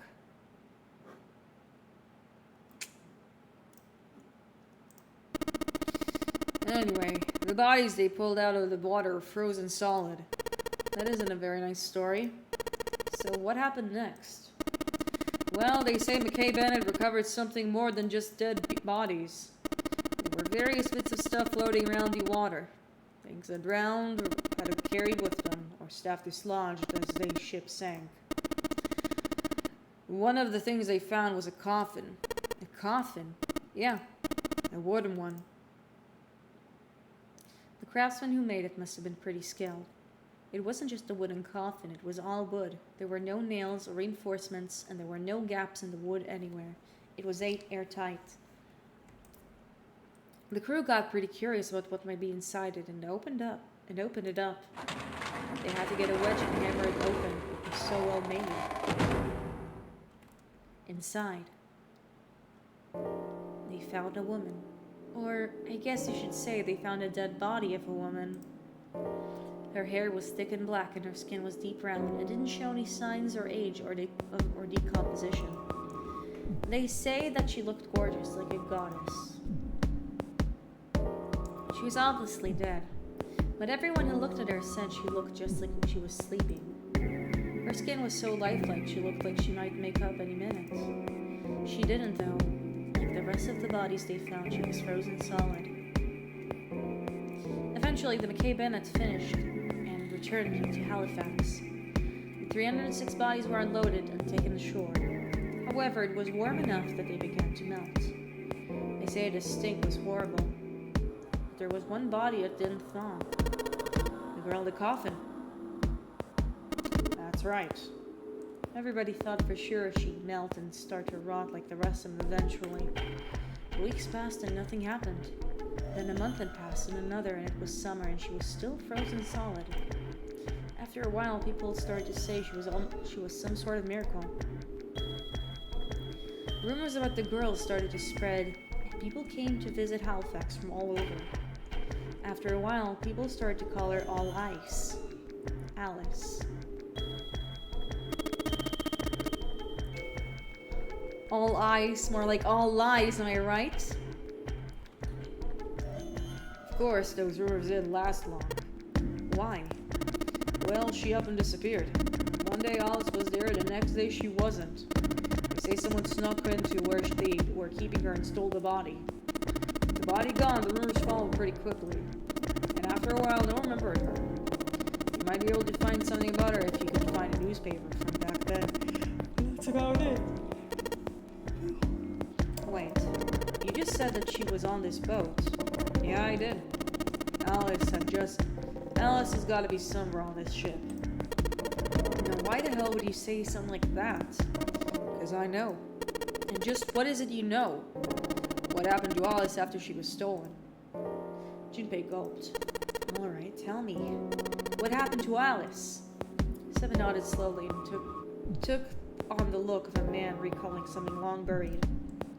Well, around the time, the word was that there was a thriving black market in New York.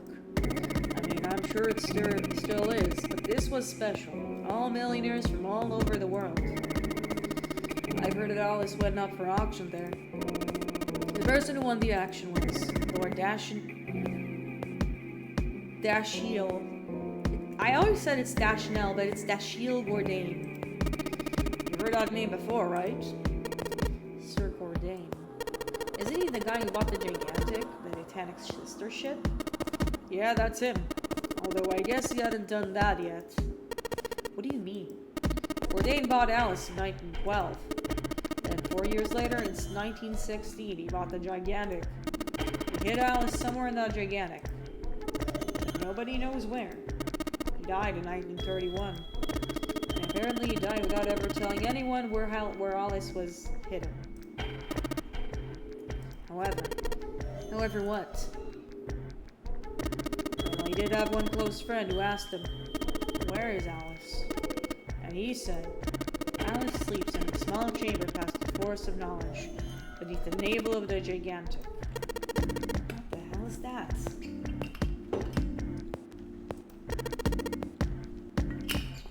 Some kind of riddle? Your guess is as good as mine. Seven threw his hands up in defeat. So that's it. Whatever you think, I believe it. She's hidden somewhere in the gigantic. In other words, she's hidden somewhere on this ship. Before Junpei could dispute Seven's rather bizarre claim, they heard Clover's voice from the door. She did not sound pleased. Hey! What are you two doing over there? Stop wasting time and get over here. Okay, we're coming. Ugh. Seven looked at Junpei. Yes, anyway, that's the story. Might be useful someday. Don't forget it. Whew. That cryptic remark, he turned and left the room. Junpei was left behind to wonder what he just heard. He tried to remember what June had told him earlier. That mummy wasn't just a normal mummy. They say that she was frozen. The story says that from the time of its discovery all the way to through when it got put on a Titanic. And even though it was carried through the desert, her body never melted. Was that Egyptian priestess Alice? Had the water in her body became ice 9? No, that's nuts. There's no way somebody like that could exist. Junpei shook his head, trying desperately to clear it, and then followed Seven to the operating room where Clover was waiting. Okay, operating room. Did we find all the pieces? I wonder.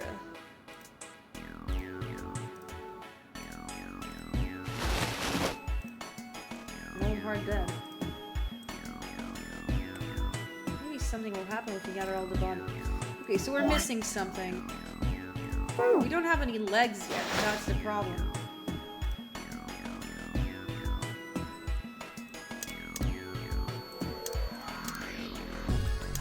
Maybe we need to use the piece somewhere else? Could be.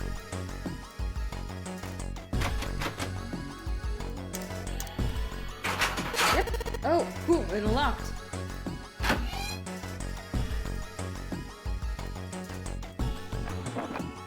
Let's see. Piece of paper. What's this? Some kind of medical record? If new material has been added to the file screen, let's see what it is. I think it says the weight of each item in kilograms.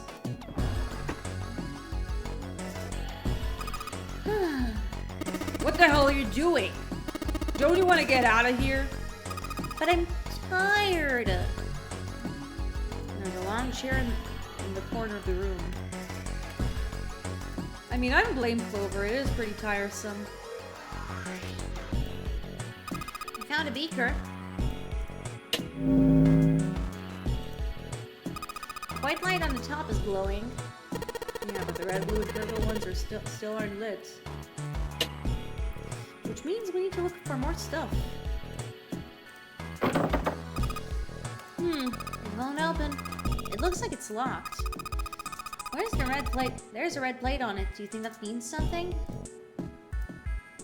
See, the doctors and nurses probably washed their hands before an operation. Nothing suspicious here. I'd say it's plenty suspicious, Seven. It's locked. It won't even budge. You think it's the exit? Could be. What's this? Light switch. Doesn't seem to be working. Yeah, some of the electricity in this room works, the other times it doesn't.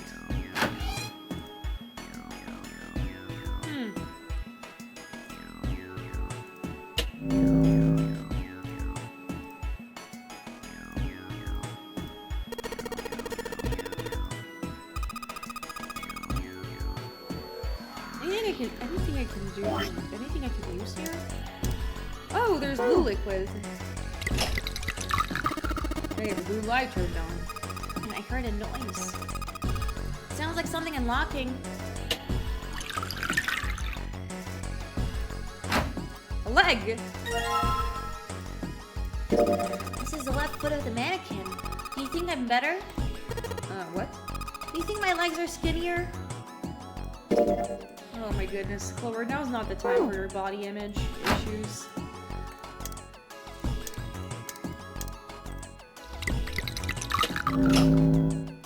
Red light's on now. I think I heard another noise. Another leg.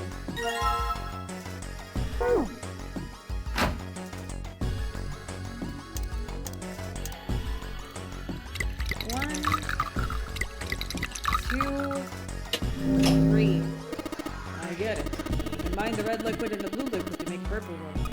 Good job, Junpei. The purple light came on and I heard it unlock. I'm sure it's unlocked. Locker with the purple light has got to be unlocked. Alright, let's see what happens. She is very excited the door is unlocked.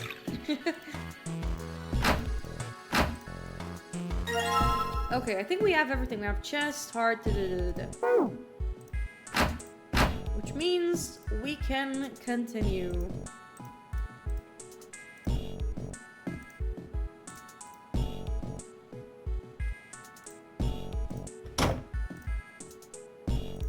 I think we have all of Lucy's parts now, so let's do it.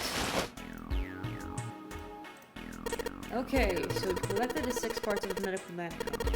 So the ones we've got must be for Lucy, right? Yeah. Seems like it. Well, I say we give Lucy her parts back. Any objections? Nope. Agreed. Alright, let's get started. Combine! That was awfully dramatic, Junpei. Hey, nothing happened. That's odd. Maybe it's the wrong weight? Wait. Yeah, well, you know how there's a scale inside of the bed? Maybe we need to get the scale to a specific number. How are we supposed to do that? I think we're supposed to swap her body parts with John's. Oh. Give it a shot. Okay, let's do the swapperoonie.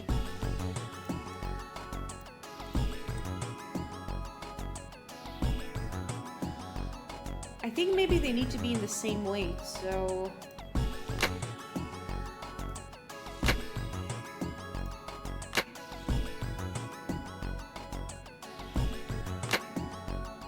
We're getting close. I think we need, yeah, they need to be the same weight.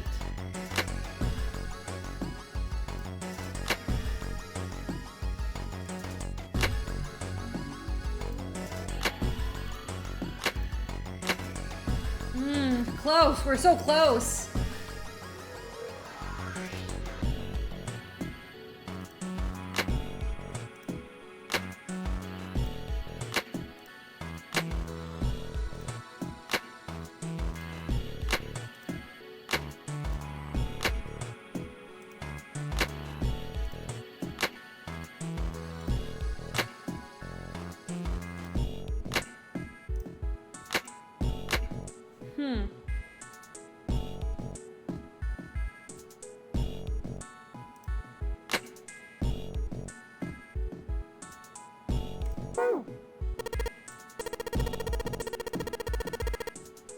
I mean, we do.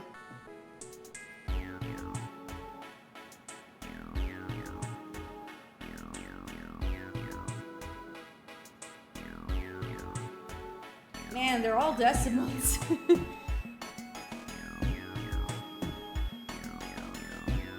But yeah, I feel like they need to be the same weight.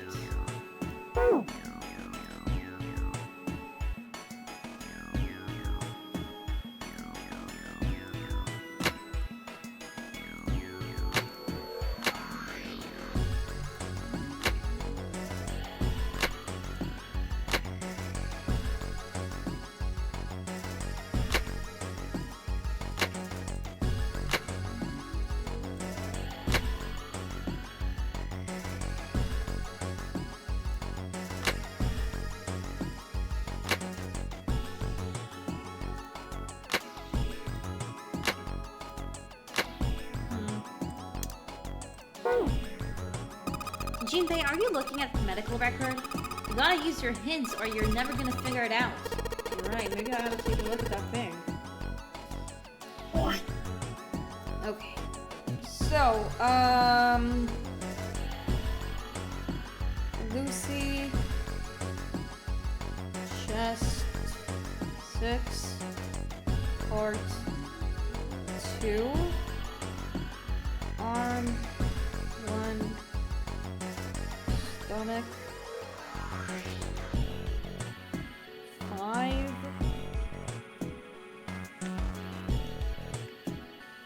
leg is 3, and our leg is 4. With Lucy, no, that's Lucy's. John. Oh, maybe we need to get them to the right weight. Is that it?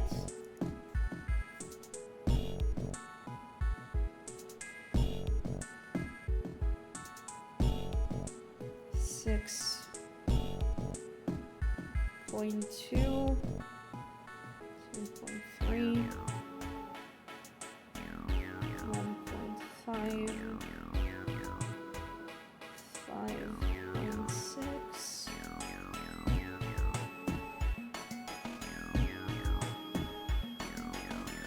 Wow, it is definitely a weird one, a weird ass situation. If I say so myself. Oh, I need to get them into the right weight. Oh my goodness, I'm so silly.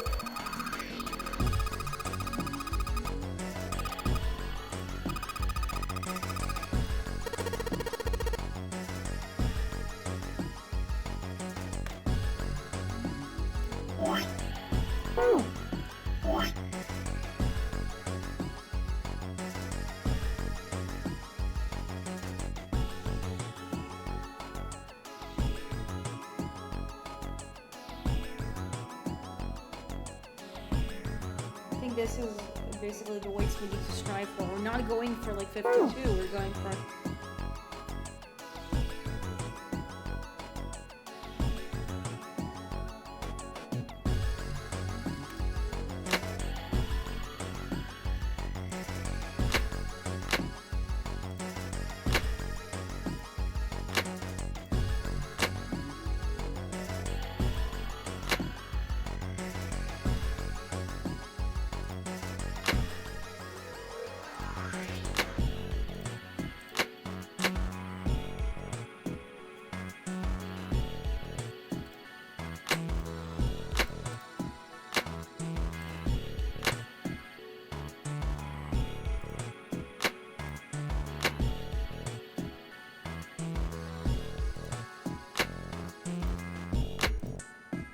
No, that's not it.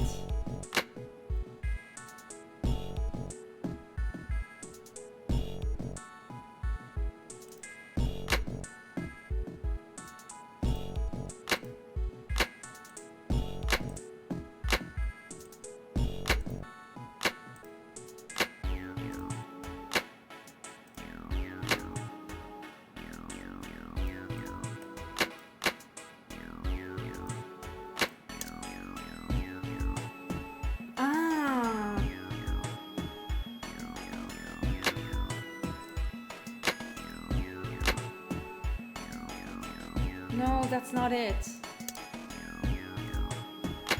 What do we want their weight to be?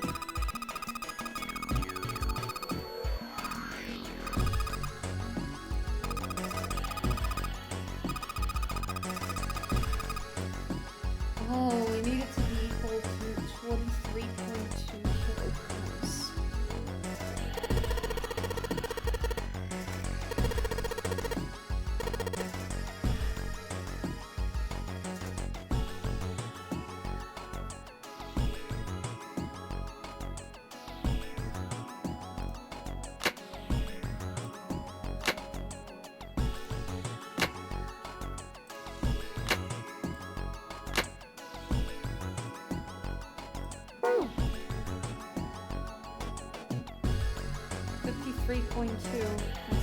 We want her to be 53.2. We need to make the rest of her parts total up to 23.2 kilograms.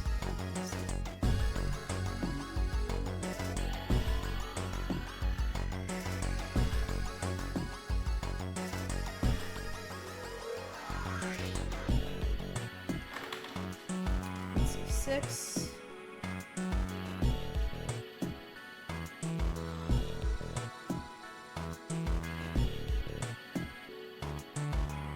Six plus 2 plus 1 plus 5 plus 3 plus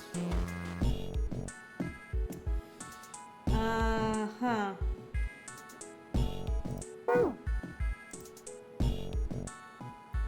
23.2.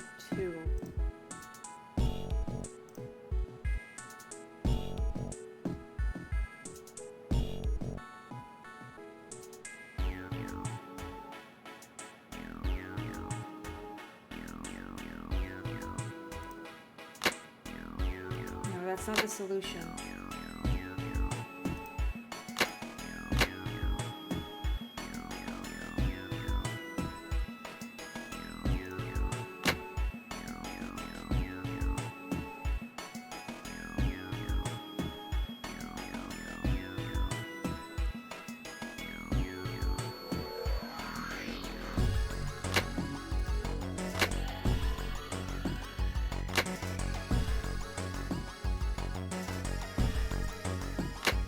No.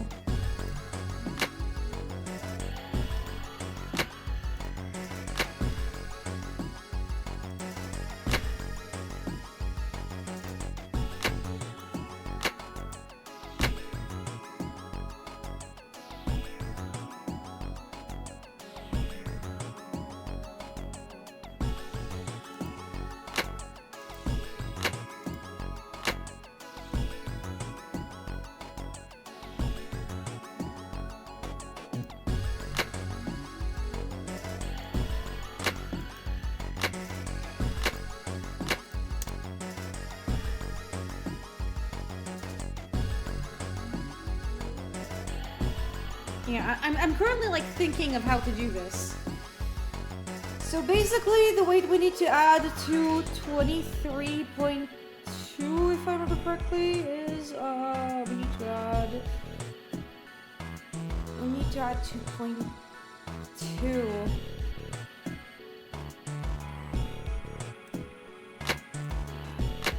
No, that's not it.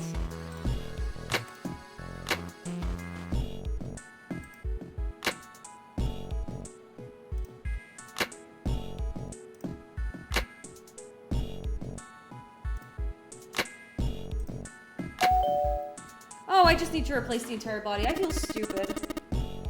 Hey, Junpei, I heard something. Came from John's operating table. You better check it out.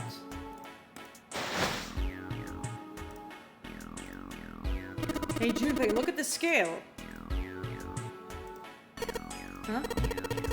Yeah, it's the entire body except the heart. Yeah, I'm, again, overthinking this. Hey, it opened. Oh, I get it. It must have opened because we matched John's weight to what's on the chart.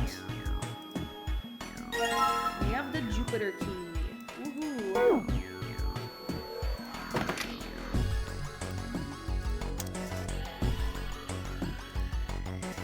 For boiling tools to sterilize them. There's nothing in the drawer.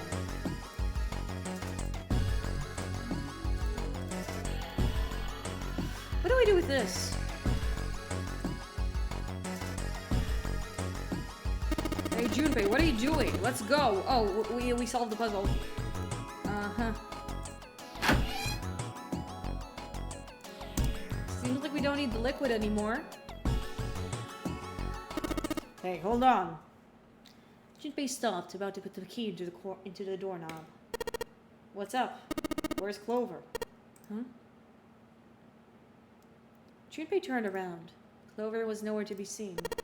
Oh, damn it. Where the hell did she go? Okay, hold on a minute. I'll go get her. Sure thing. Junpei left Seven at the door and headed back to the operating room. He found her, standing next to the operating table. She was staring at the mannequin. Hey, Clover, what's wrong? Come on, let's get out of here. She didn't respond. If she hadn't been standing up breathing, Junpei might have thought she was dead. What are you doing? Did you want to come back here and say goodbye to John? It wasn't the best joke, but it was something. An attempt to lighten up the mood. Clover didn't laugh. She stood stock still and said nothing. Hey, Clover, can you hear me? Perhaps it was something he'd said, or perhaps it was something else. Suddenly her mouth opened and she whispered in a dry, dead voice. My brother might be dead. Huh? That's why we couldn't find him. If he's dead, I'm going to be next. Suddenly the operating room felt very, very cold. What are you talking about? What's wrong with you? He gave her a small shake, but she still didn't respond. The silence grew heavier. Junpei, what do you want to do? Let's give her the 4-leaf clover. Oh yeah. He didn't know why, but suddenly Junpei remembered something he'd been given earlier. He reached into his pocket and dug it out. A 4-leaf clover. Santa gave it to him in the second-class room. He held it out to Clover. Do you know what each leaf on the 4-leaf clover means something? Hope, faith, love, and luck. Take it. Use it as a good luck charm. He pressed the 4-leaf clover into her hand. Listen to me, Clover. No matter what happens, you can never lose hope. You have to remember what's most important, that's to have faith and to have love. If you remember all those things, that will bring you good luck. Snake, I mean, your brother, he's not dead. He's alive somewhere, I'm sure of it. You've gotta believe in that. Clover stared at the 4-leaf clover in her hand. You could see tears start to form at the corners of her eyes. Thank you. Her voice was tiny and broken. As she spoke, she started to cry. She tried to hide her tears by looking on the floor, but it did no good. She wiped away tears with baggy arms and her jacket, but more quickly took their place. No matter how she tried, she couldn't stop crying. Her tears made small, wet circles on the floor. Thank you. She said it again. Then she looked at Junpei and seemed to choke down the last of her grief. She did her best to smile. Junpei wiped an errant tear from her cheek with his thumb and gave her the best smile he could manage. Come on, Sam's waiting for us at the exit. But still, she didn't move. Wait, before we go, there's one thing I want to ask you. What's that? What do you think when you hear the word experiment? For a moment, his mind froze. Then he came back to his senses and realized the word meant nothing to him aside from the dictionary definition. What? Oh, I guess it was just a coincidence then. I mean, if you knew about the 4-leaf clover. I'm sorry, I don't want to be a jerk, but you're making less than no sense right now. Oh, no, it's nothing. Just forget about it. Oh, don't give me that. You really think I could just drop this? What is the experiment you were talking about? Clover looked away. The 4-leaf clover was still in her hand. She stared at it for a long moment and finally spoke. You promise you won't tell anyone? Cross my heart. Really? Really. I can trust you, right? Of course you can.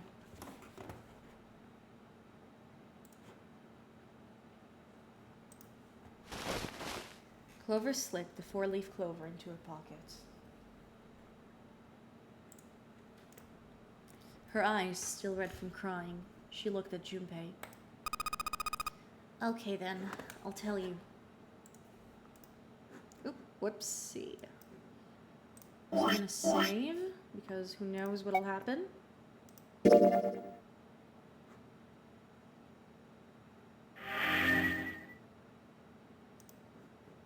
No, we're continuing. I'll tell you what happened on this ship 9 years ago. Wait. On this ship? Yeah, this ship. He was entirely lost. He had 1,000 questions, but was probably the best. He thought to save them until Clover had finished. It was an experiment to test some sort of psychic thing. Something about communicating through these fields you can't see. fields you can't see? He'd heard something like this before. Clover nodded. Like, think about this. She pointed at the operating table. On top of it was somewhat mismatched medical mannequin whose parts had been swapped for another mannequin. This is John, right? But is he really John? All Junpei could think was she has finally completely lost it. Isn't this like Locke's socks? Or the ship of Theseus? Junpei grew even more confused. He never heard of either of these things, although they sounded smart. You don't know? You haven't heard of these paradoxes? Junpei shook his head. Clover laughed. Well, pay attention then. This is how Locke's socks works. Let's say I've got a pair of socks. They're my favorite socks. One of them gets a hole in it. What would you do if it was your sock, Junpei? Let's say we patch it up. Well, I guess I'd patch it up. Get some cloth and close the hole. But what if another hole opens? I'd add another patch, I suppose. What if another hole opened after that? Another patch, I guess? Well, let's say you just keep adding new patches. Until eventually the original cloth of the sock is totally gone. Once you get to that point, can you really say they're the same socks you started with? These socks are... well, I don't know if they're comfortable. It's probably a bunch of different fabrics, like, meshing with each other. That's tough. Junpei crossed his arms. So that's the Locke's socks thing? Yeah. The ship of Theseus is a lot like it. The ship of Theseus, if you keep fixing the damaged part of the ship, eventually it ends up with none of the parts it started with. Can you really say that the ship is the ship of Theseus that you started with? And what if you took all the old parts from the first ship and built another one somewhere else? Then what ship is the real ship of Theseus? The one you repaired or the one you built with all the original parts? It was an interesting question. Clover could see Junpei was intrigued. Hey, do you think it's the same? What's the same? Junpei actually found a solution to this paradox. Oh, Japan! I heard that as... What is the paradox? You mean the ship of Theseus or the socks? What's the same? These guys. Is this John? Or is it Lucy now? Junpei looked at the operating table again. A mannequin full of body parts from a different body. Clover had been right. It was just like Locke's socks on the ship of Theseus. The part of the body that holds a person's identity is the head. Of course, for many hundreds of years, conventional wisdom had held that the man's identity resided in his heart, or any number of internal organs. John's head and heart were both his. But apart from that, in a single arm, the rest of the body had once been Lucy's. Was that mannequin really John? We're just like these mannequins. She looked at Junpei again. Think about it. The cells in our body change every day. Old ones die, and new ones are born. Maybe part of my arm is made of stuff from the fish I ate once. Or maybe part of your right side is made of a cow you ate. If you take it a little further, those cows and fishes are made from something else too, right? That's how we're all connected. Through fields that can't be seen with the naked eye. The silence broken by 7. Hey! What the hell is taking you two so long? I was making her not cry. 7. Seven's head appeared in the doorway. He was not happy. How long are you gonna make me wait? We don't have time to screw around. Junpei and Clover looked at each other. Clover looked at Junpei as if to say there was more she wanted to tell him. She shook her head. Whatever she had to tell him, she didn't want to tell him in front of 7. 7 seemed to catch on. Oh, what were you two doing? Was this some sort of secret meeting? No, it wasn't. We were just... Just? playing with the mannequins. Huh? Let's go, Junpei. Moving a little too fast to be entirely innocent, Clover headed towards the exit. Seven stared after her, then turned to Junpei with an amused expression. Playing with mannequins, huh? Didn't know you were into that kind of thing, Junpei.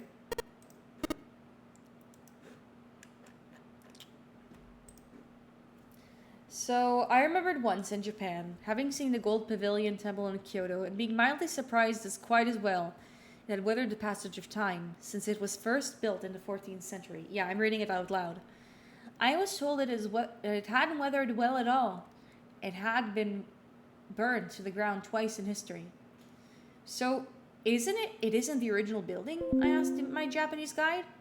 Yes, of course it is, he insisted, rather surprised at my question. But it's been burnt down, yeah? Yes, twice, many times, and rebuilt. Of course, it is important in historic building, with completely new materials, but of course, it was burnt down, so how can it be the same building? It's always the same building. I had to admit to myself that this was a perfectly rational point of view. It merely started from unexpected premise. The idea of building, the intention of it, its design, are all immutable and at the essence of the building. The intention of the original builders is what survived. The wood of which design is constructed and decays is replaced when necessary. To be overly concerned with the original materials, which are merely sentimental souvenirs of the past, is to fail to see the living building itself. This is from Douglas Adams, by the way. Author of The Hitchhiker's Guide to the Galaxy. A book that is definitely on my to-read list. It was a really nice quote. You're a dick. Junpei dashed past him and traced the path to Clover out the door. With a short laugh, Seven followed. They stood, looking at the door. Junpei took out the Jupiter key. Alright, I'm gonna open it now. Is that cool? You don't need to keep asking. Just do it, alright? Fine then. He slid the key into the keyhole and turned it. He felt it unlock. And we finished an escape room. Yippee! The door opened with a soft melancholy creak. Beyond it lay a simple white hallway. There was no fanfare or confetti. Obviously, there was no one there to applaud them. They simply walked through the door. That was it. Alright, let's get going. Hey man, what's up with you? You're so serious, you know? I want to check something. 7 plus 8 equals 15. Let's see. If it was with Junpei, they can enter the one door. No, not the one door. With Junpei, it's...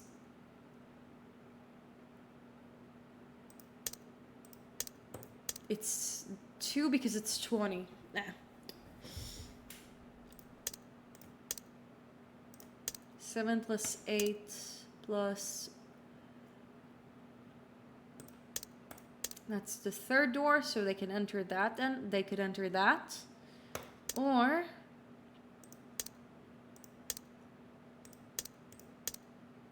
That's door 1.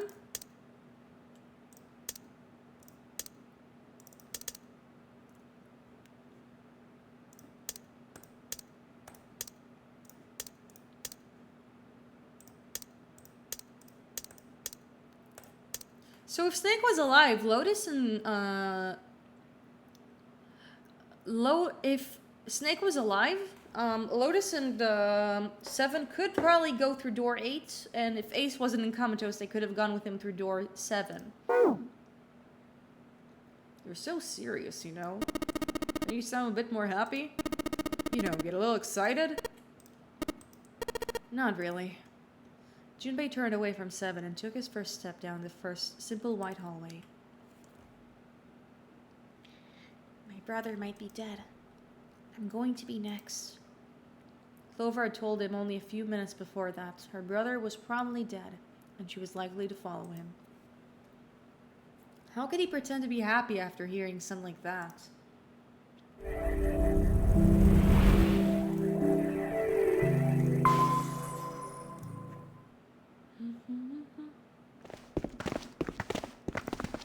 Okay, they left the operating room.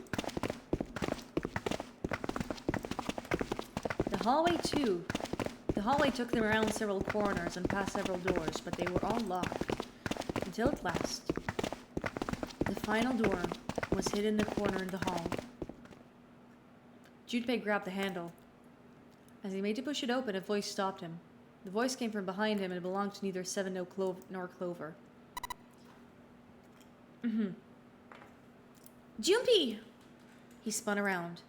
He saw someone run toward him from the other end of the hallway. There were 3 people coming towards Junpei and his companions. Sana, Lotus, and June! They pulled up short in front of Junpei, breathing hard. Whoa, what the hell is this? What are you doing here? What? But we didn't... Before he could finish, Clover spoke. Hey, guys, could you come take a look at this? She was standing near the end of a small hallway that branched off to the right. The rest of them ran over to her, curious as to what she'd found. There was something on the wall in the end of the hallway. A map! A map of the ship's interior. It said sea deck in the upper left corner. It was, they assumed, a map of the floor they were on. Door 7 and Door 8. The map confirmed what they both knew. Both doors eventually led to where they had found themselves. In fact... Yeah, isn't it what I said? We aren't going to be split up permanently till we find door number 9. We might get separated for a little while, but we'll see each other again. Otherwise, we won't be able to open door 9. That's how the nonary game works. Junpei looked at a map of the ship's interior again. Okay, we can't fast forward this one. As he looked more closely, surprise and excitement gave way to wariness. One by one, the others saw what he'd seen. They moved, as one, for the door. He pulled the map of the ship's interior off the wall and put it in his pocket and followed the others. The 6 of them stood in front of the door, arranged in a semicircle. Santa stepped forward. He took hold of the door and spoke without looking back at the other 5. Ready? I'm gonna open it. Slowly, all 5 nodded their silent assent. With a deep breath, Santa threw open the door. And they opened it. They poured through the doorway and into the room. Even without looking around, each one of them knew exactly where they were. They were just the map has said they would be. The same room they'd been not so very long ago. The tremendous central hospital room with empty beds from wall to wall. I think I can skip. I see. Okay, cool. So we're just gonna... The key.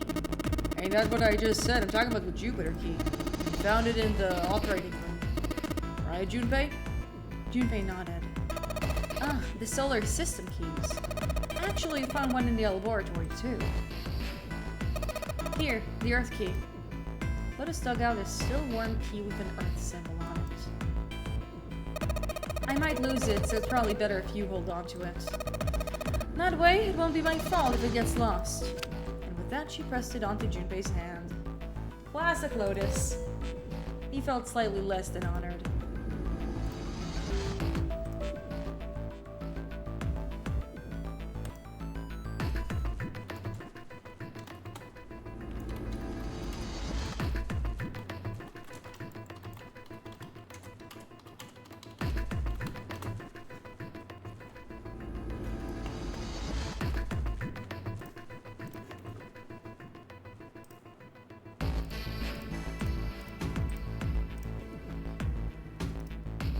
Not been used. The Jupiter key, which had been found in the operating room. The Saturn key card, which had been found in the kitchen. The Earth key, which Lotus had handed to Junpei. Junpei took the new keys into his pocket. June spoke up. Okay. I'm asking if there was any reason we came back here. Of course there's a reason. First there was a reason. Man. Yeah, Yeah, we need to check them. So we're not gonna do the get wet monologues because I already did the really hard one and I think that did a lot to my sanity.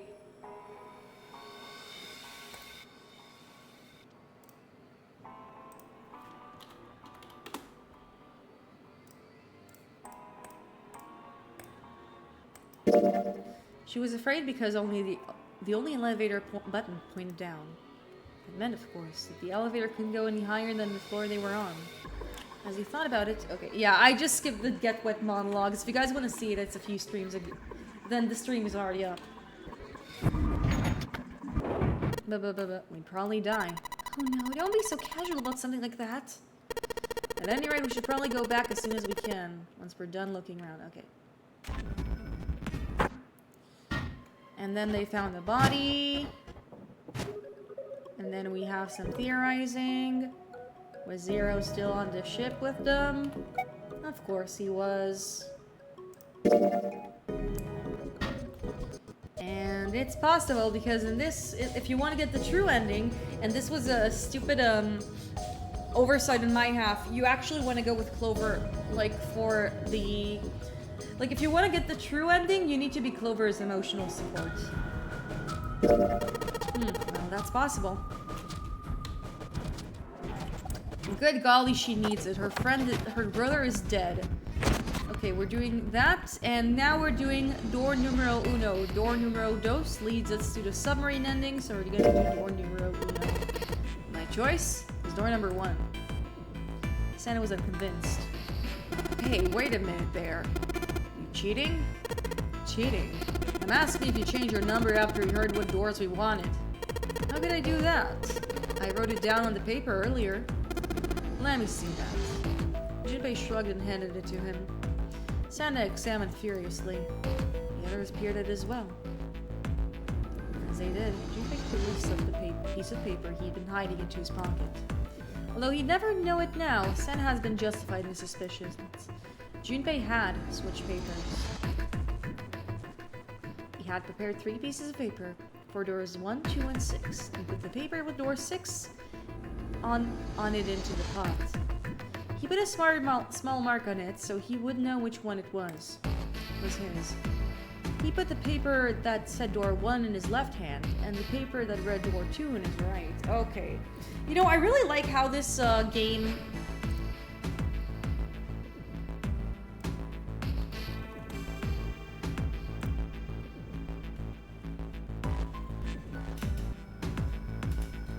And the paper that read door 2 in his right. When the drying began, you saw what did you realize? Okay, what I said. Basically, I like how this game re-emphasizes how Junpei is a conniving little shit when he needs to be. The rest was easy. If he wanted to go to door number 1, he used his left hand, and his right if he wanted door number 2. Of course, if you wanted door number 6, that would be simple. All you need to do was switch nothing and say 6 had been what he wanted all along. Well, what the hell does it say? He fought the urge to smirk. Huh, you got lucky. Santa snorted and tossed the paper aside, frustrated. Very well, we decided who will go through door number 1. It'll be Clover, Junpei, and myself. Okay. Our only problem is the 2 remaining teams. Jun and I won door number 6. Lotus and I won door number 2.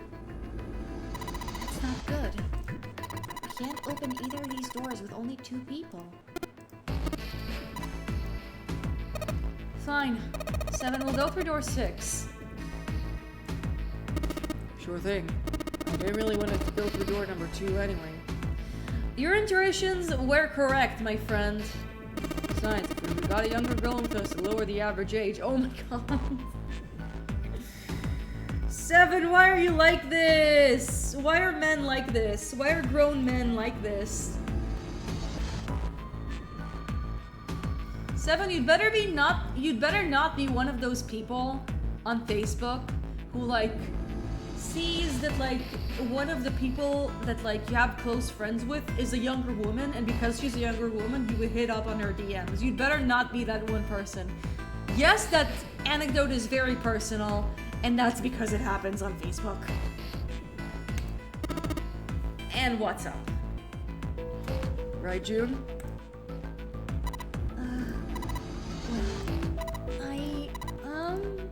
June was at a loss for words. Lotus was not. That pig. Just wait and see. Oh, deserved. Her eyes were the eyes of a woman prepared to kill. I love how her profile just like slid all the way. That was so funny. I should have round down Junpei's just fine. Even after they separated the staircase, Lotus was still muttering angry to herself. At least 7 always gets called out every time. Yeah, that's also one of the things that I respect about this game. I mean, sometimes calling out someone for being gross can be lampshading, but like, with this one, it doesn't seem to go into complete sicko territory. Circumstances dictated Junpei and June would have to part ways again. But this time it didn't sting quite as so much. After all, he knew he would see her again. We'll find number 9 door. Zero ain't gonna split us up. We might get separated for a little while, but we'll see each other again. Otherwise, we can't open door number 9. That's how an ordinary game works. I think it's played for a joke and feels like the game is on. Yeah, no, the game is on the joke. I agree with that. Junpei, Ace, and Clover headed towards the A deck.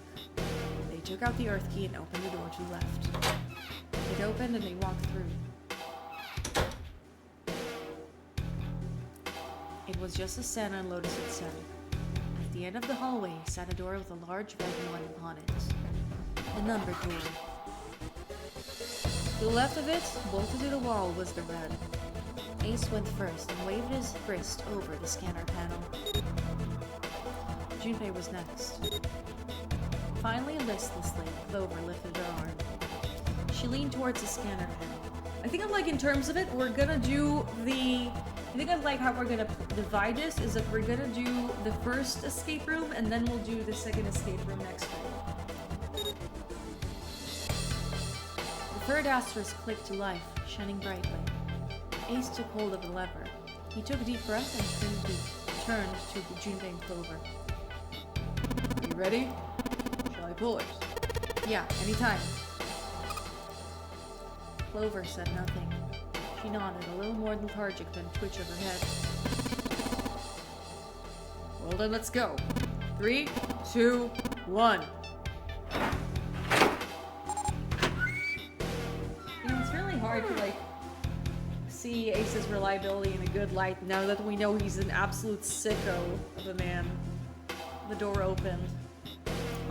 He stabbed Clover and he relished it.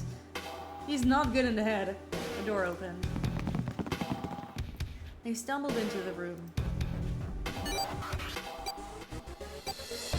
Also, I gotta say one of the things that's nice about this game, I like how, at least if I remember correctly, Ace's prosopagnosia is not played as the reason why he's vile. He's vile because he's a greedy, corrupt tycoon man is what he is. And reasons. It's not because he has a disorder. Which is something that I think Uchikoshi tends to sin with a bit. It happened in Zero Time Dilemma, it happened in Ida Somnium Files. In Ida Somnium Files it was more successful. Oh, you played before? Hello, Depression! Welcome to the chat room! I have played this game. I played this is actually my second playthrough. Third time experiencing the story. There are other ways to find a cure for his illness that didn't involve kidnapping and murdering children. Yeah, it was indeed he also did want to find a cure for his illness, but it's not the sole reason. Yeah, I still need to play Zero Time Dilemma. I keep putting it off. I think you should play it for the sake of getting finality. Because of the bad reviews. Listen. You still gotta finish it. If me and Gamer4 and the rest of the fandom had to go through Zero Time Dilemma, you should too. And the game does have its moments. like I said, yeah, it's really a game that's really hard to hate because it was funded by fans. It wouldn't have happened if the fans didn't demand for it. Yeah, but this is, like, I watched, like, a Let's Play on YouTube back in 2015, and back in, like, 2016, if I remember correctly, I played the game on the DS. And even though I know what happens, like, the game doesn't lose any of its charm, there is a lot of replayability for this one, just based on how well the story is. Frantically, Junpei scanned the room. His eyes stopped at a device to determine whether they lived or died. There it is! Over there! Hard to love, hard to hate. Yeah, that's a good description of it. But again, as I said, Uchikoshi has a bit of a spotty, a spotty record when it comes to, like, representation of, mental disorders. I think I know that, like, there is one of the games from the Infinity series, at least it doesn't have an hour of unskippable map cutscenes. Yeah, that's true. I love VLR, but those map cutscenes were pretty... These map scenes were fillery. As one, they ran to it.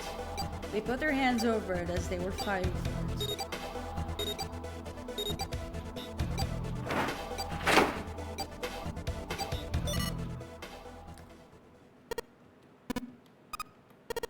It stopped. Yes, it did. Junpei felt his heart pounding against the inside of his wrist. I will say one thing, no spoilers in chat. At least we did clear the safe ending and the submarine ending, but we are currently in the true ending route. So if you know what happened, shush. To be fair, disability equals evil is a trend in media in general. For example, yeah, in James Bond, I know. That is definitely, like, it's not exclusive to Uchikoshi. Unfortunately, it's more of like a pathological situation. I think that, like, there are definitely, like, positive examples of physical and mental disabilities as we go along, but again, we still have ways to go. I'd say, like, with physical disability, Tough Bei Fong is a really good example of it. And, what else? I feel like I have more examples in mind. For, like, mental, disabilities, and, like, how they work. I'd say that, like, there's this show called, I have one. So there's this show, for the creators of BoJack Horseman. It's called, Long Story Short. It's basically about the history... it's about the history and struggles and livelihoods of a Jewish American family, told out of order, and the younger sibling Yoshi is autistic, definitely neurodivergent. The representation in there was was overall very positive. Oh, but I always tell people, opposed to the popular consensus. I see. That's interesting. That's also a hot take. To be honest. But yeah. I'd say that, like, with Yoshi, it's a good example because, like, he like, written as a character, he has some of the things and the disabilities. I will say that as an unemployed ish neurodivergent woman, I felt like the isms. Disability as a superpower usually just leads to... Yeah, that's fair. I think that, like, there are things that, like, disable Toph. Like, example, she can see through sand. But I see where you're coming from. Like, there are... But I will say that, like, for example, you should watch Long Story Short for many reasons. It's definitely, like, for me, it was a personal attack as an Jewish woman, Jewish woman, Ashkenazi woman. Yeah, she does learn. Yeah, that's fair. Like, one of the big messages about disabilities is, like, it's fine if you can't do everything. That's just how disability is. It disables you, and that's okay. And, like, it seems like it's really hard for a lot of media to get that. Anyways, tangent over. Ace and Clover are breathing hard and fast. It was the third time they'd been through the process, but they'd yet to grow accustomed to it. Yeah, thank you for the hydration, Gira. You actually got me this time. I need to refill my water bottle. I'm gonna do that. I'm also gonna put the funny graphics. There we go.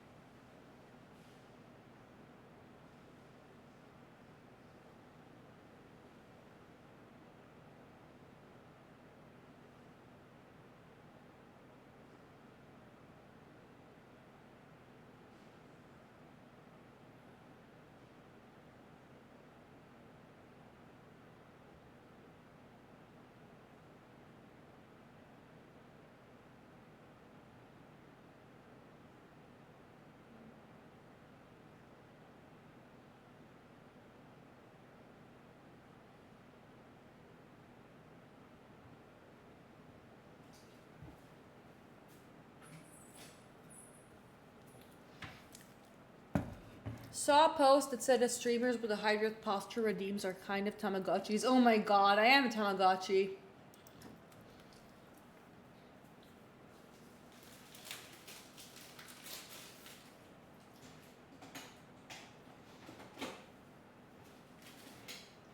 Okay, we're back.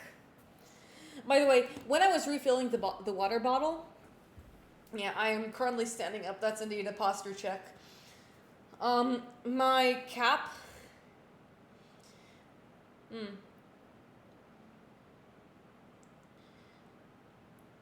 Okay, that's an interesting take about Toph. I think I accept it. I will say that like I am biased towards Toph because she was just very different from a lot of girls in cartoons than they were at the time, which I really appreciated. I like back in the 2000s, the amount of diversity that we had like with female characters was not the same that we have these days. And I was always like looking for the girl. And like I would say she's my favorite. And Toph was just like my favorite character. So that's why I'm biased towards her. It's either Toph or Zuko.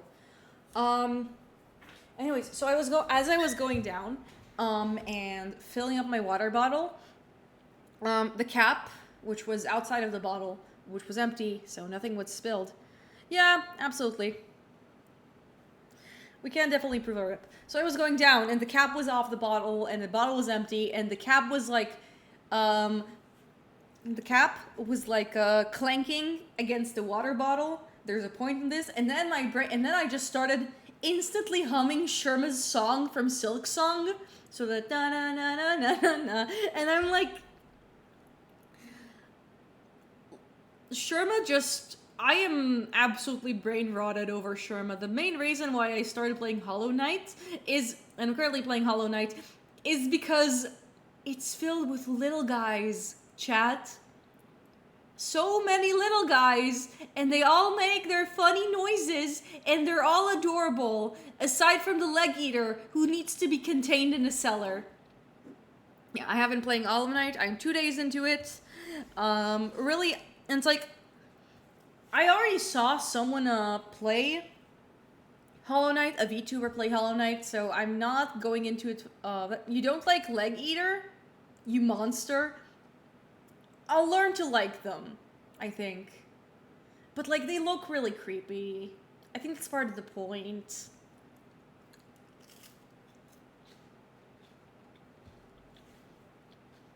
Yeah. But Sharma's, like, a certified little guy. And, like, he's barely on beat when he sings racist much. Oh, no! I didn't mean to be racist.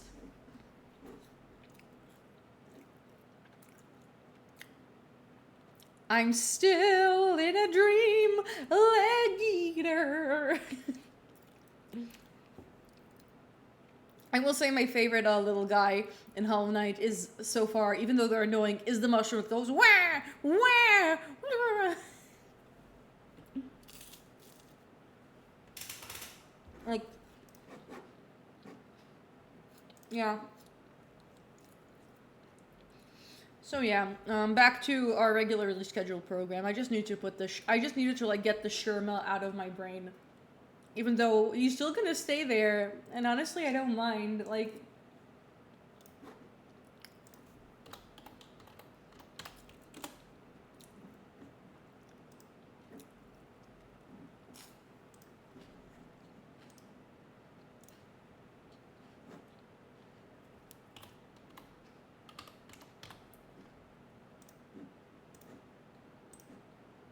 One sec.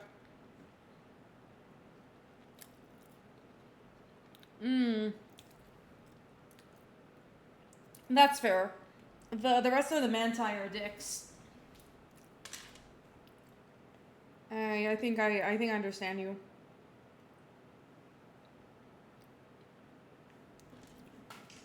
Anyways, I'm gonna add a little friend to the stream because I think he deserves to be with us. Hold on.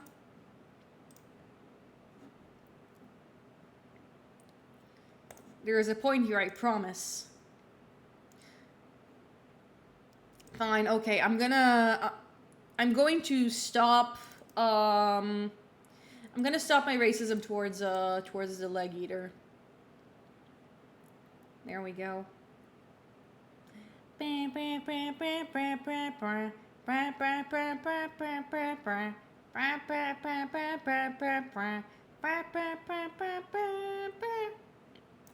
Anyways, Sherma's in a corner. Let's continue. It was the third time they'd been through the process, but they have yet to grow accustomed to it. Not that Junpei wanted to.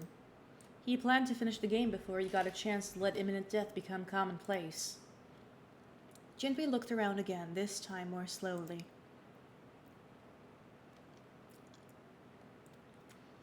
There was another door, different than the one they'd entered through.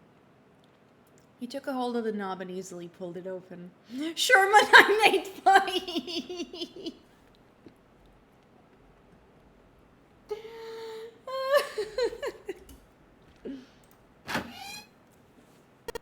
So this is the wheelhouse. He closed the door again and turned to Ace and Clover. He fixed each in turn with a meaningful stare, and then spoke. Ace, you investigate a wheelhouse next door. Very well. Clover, you're in charge of this room. Say something. Okay, I will.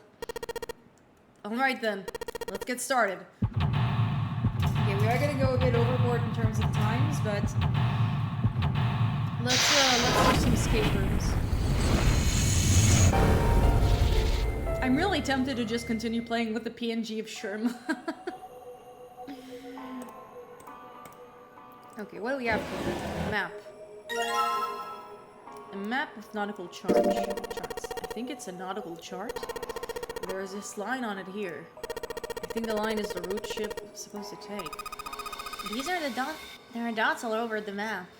Oh, those are probably ports, like for a boat to stop at. Looks like the lines connect the dots. Yep.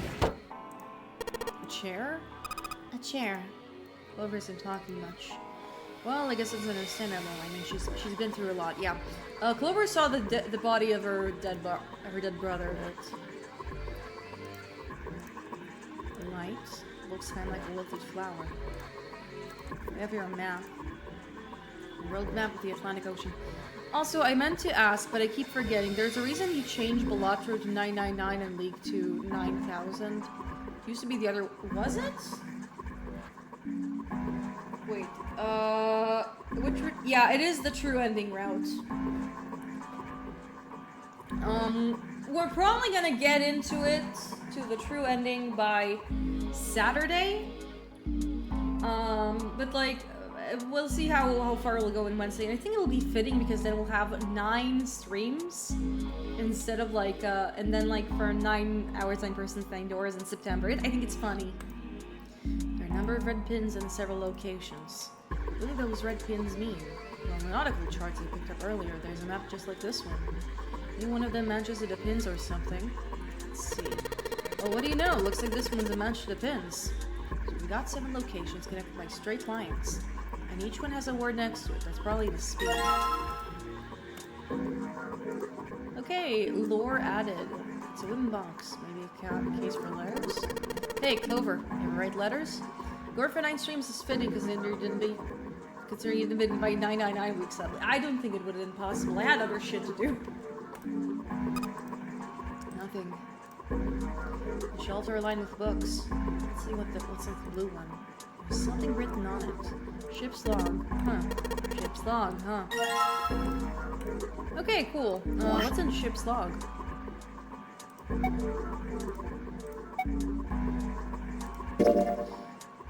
We leave the students for our new journey across the sea after leaving port by the south and west. I think it's showing us the different directions. We'll get to it when we get to it. It's a clock. Pocket watch. That's a pocket watch. She sure hasn't been saying much. She just keeps looking at the floor. She's been kind of sad. Yeah, Junpei, she saw her brother's corpse. The voice he hadn't expected started Junpei from his examination of the pocket watch. Oh, a pocket watch. I take a look at it. He spun around to find Ace, standing in the doorway. Junpei shrugged and handed him the pocket watch.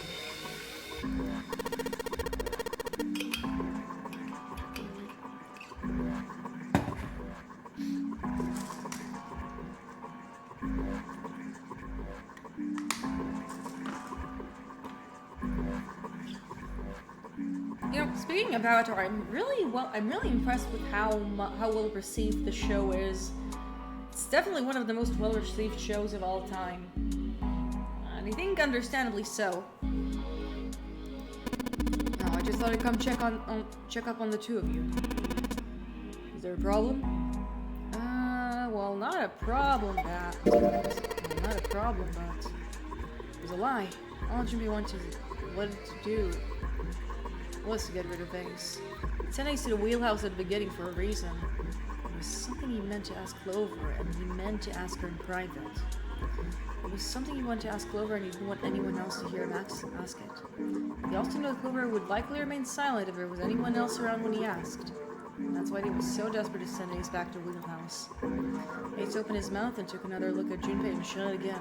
A small smirk appeared in his face. Oh, I see, of course. He looked at Junpei over, then glanced at Clover.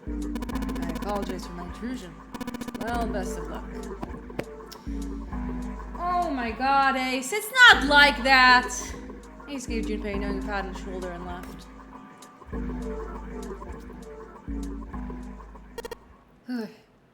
Junpei laid out his side and brushed a few drops of sweat from his forehead. He turned and found himself looking straight at Clover's eyes. She heard what Ace said. She regarded Junpei with caution. What was that about? Ace, don't you have an incinerator to go to?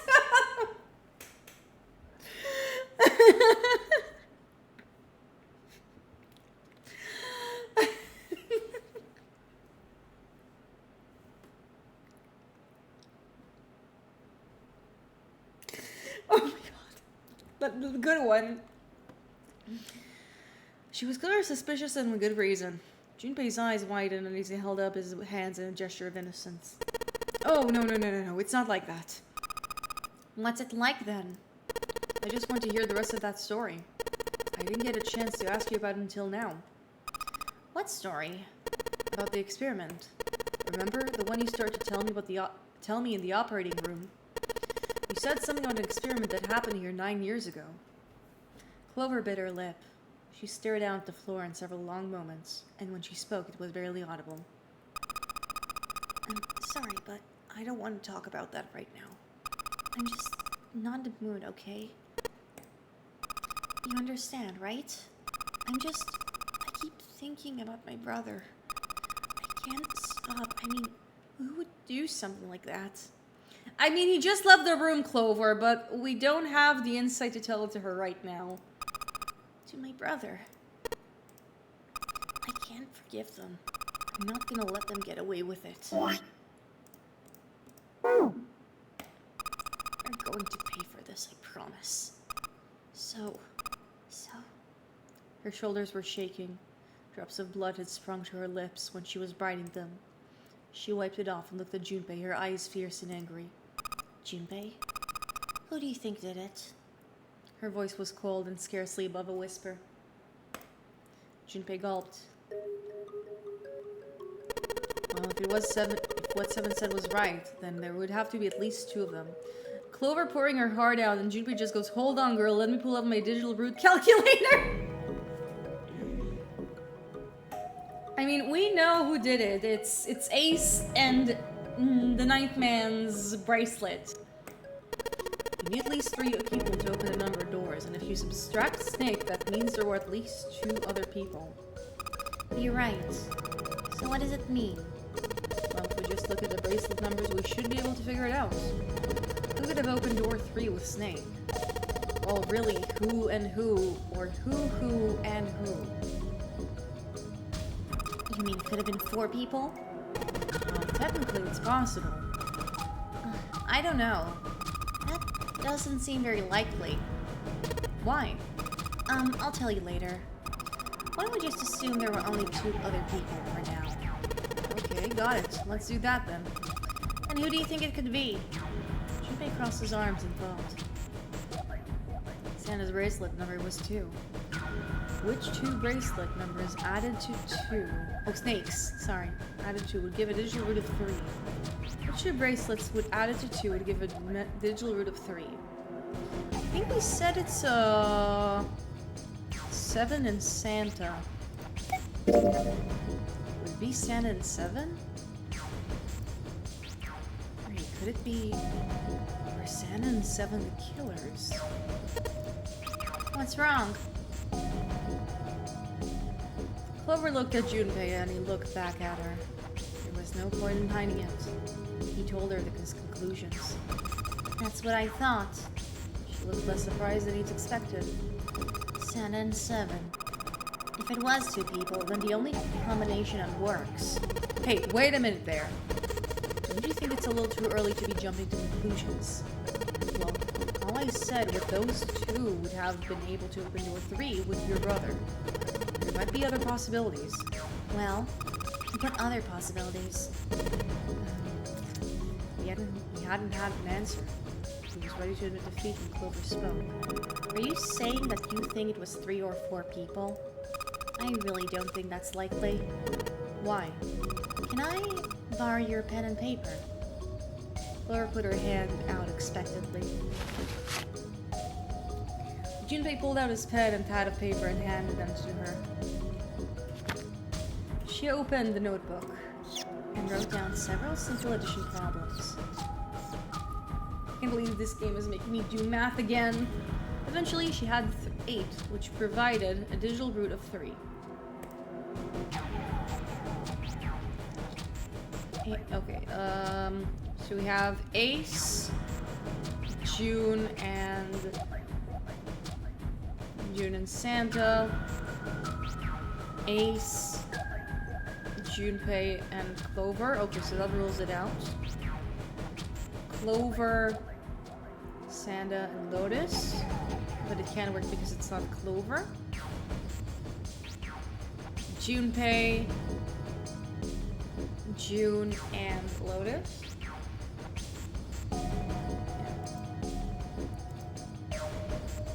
I mean, we know the truth. It's not. It's only Ace.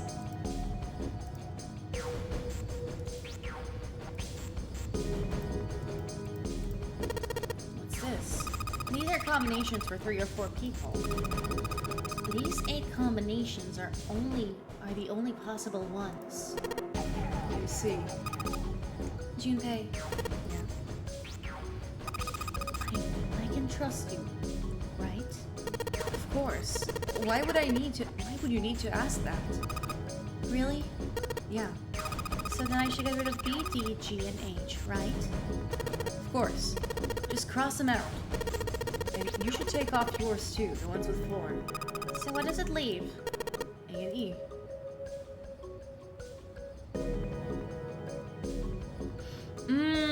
Okay, so here...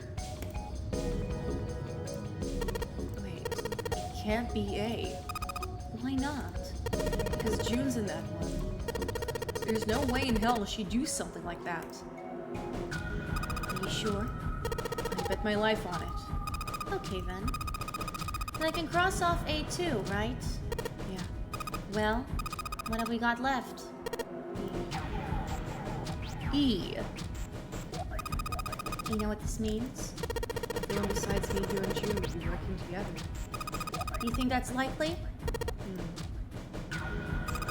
There were 4 people working together. What number is June? June is number 6. Yeah.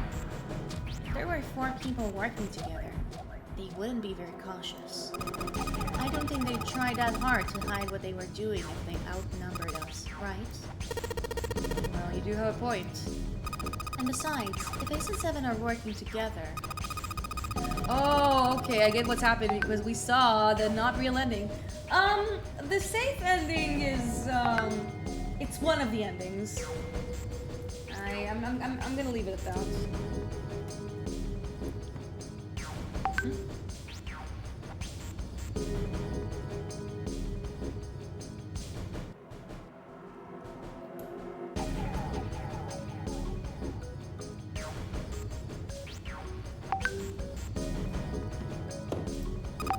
but they didn't. They didn't even try anything. If they were the killers, why wouldn't they? Oh my god. Yeah, I keep doing that. Sorry. Ugh. I'm gonna close it. All habits die hard. If they were the killers, why wouldn't they? Her voice was calm, but Junpei has only had to look her in the eye to know it was a forced calm. Ooh, I'm slightly bothered. Ooh, yeah, no, I need to take care of that.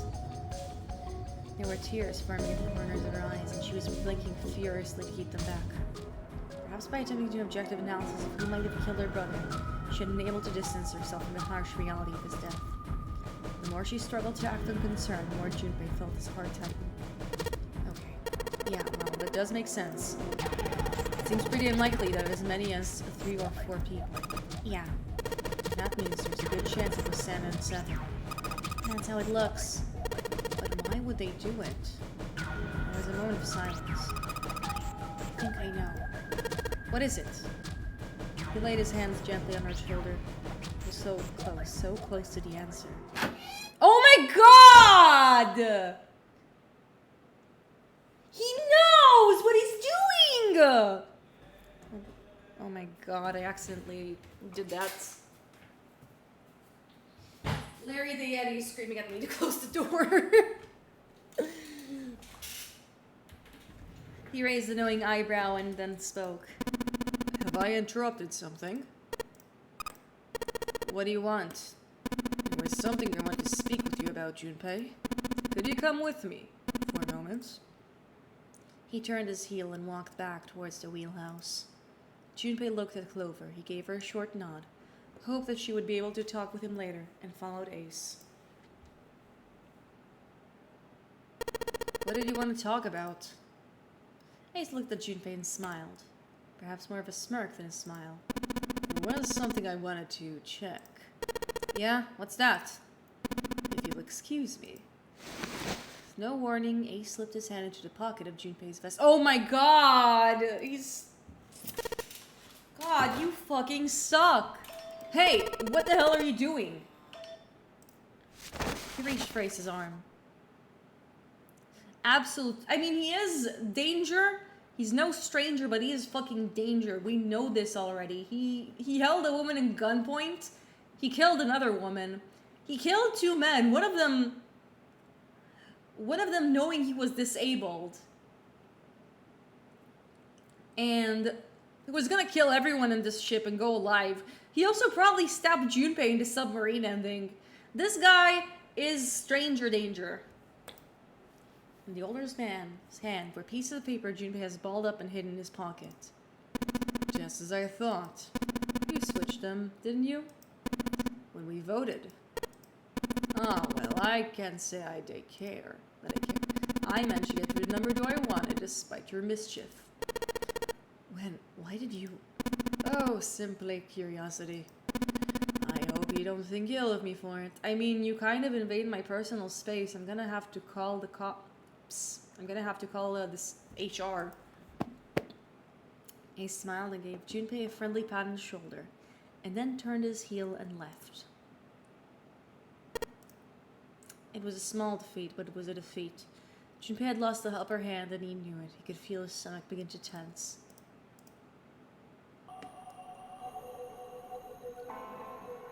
The helm. Well, steering wheel might be more appropriate term. This isn't good. So many drawers, but nothing inside of them. Compass. Appears to be broken, however. See, the glass cover has been smashed to pieces. Yeah, which means we need to find something else. Oh, this goes here! Looks like some sort of lock. It's got a weird shape and indentation to it, huh? The shape. Maybe... It does look like the pocket watch would fit here. Nothing. Imagine the pocket watch is intended to go in here. However, we may need to do something to the watch first. Yeah, we probably need to readjust it. We still don't know how, though. And this is where Clover is at.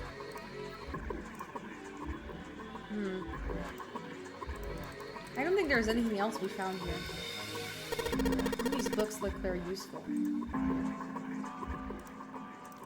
So, let's see. I don't think we're... A chair. Yeah, I would be out of it as well. Me when I see a chair. Oh, fuck. What's this? An engine or a telegraph. Use this in old ships to adjust the speed of the ship. Gear shift in a car? Like a Prindle. Those who know. Well, it's a little different. The device doesn't connect directly to the engine. In short, it's a transmitter. The navigation officer uses it to set the speed of the ship and sends signals to the ship engine. There's a handle on top of it which can be moved back and forth to... Hold on. Huh? There's no handle. Right, there isn't. It looks like as though it was deliberately removed. Which means we need to find it. Yay! Wooden board with circular holes in it. Compass. What destinies does it point to? I really hope you don't think that sounded cool. You deserve it. Fuck you, Ace. Steering wheel. Let's see if it... Whoa! So the steering wheel moves. So it would seem. I noticed something else as well. What's that? Well, you move this wheel, the compass also moves. What do you mean? The ship. It's moving. Ha! Tricked you, didn't I? You're so lame! The wheel and the compass must be connected to one another somehow. You think that's important? Well, let's try turning it again.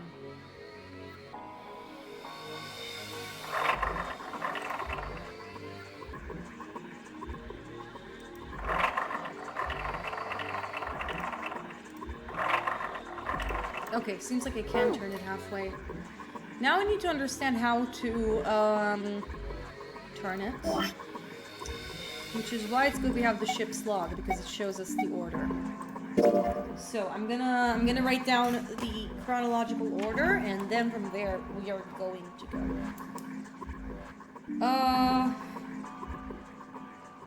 South and west. Maybe it's south west. No, it's south and west. So it's south to west to southwest to northwest to east to north. Okay, I think we got him. Okay, cool. I was really worried that maybe like, you know how like sometimes you can save automatically in an emulator. I thought like maybe I misclicked. Anyways, we headed towards the southwest. We headed southwest to steer the continent. Northwest, east, and north. Okay, so everything is here.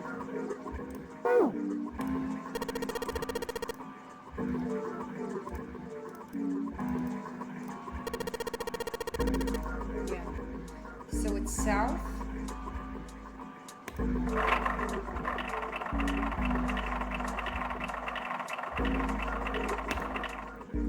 To west.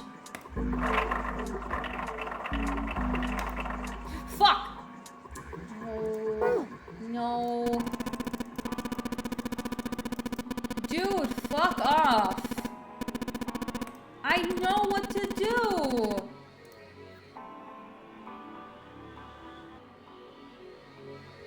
I don't need you to explain this to me. I know how this puzzle works. South to west. There we go. Work to southwest. No! Oh, I misclicked again.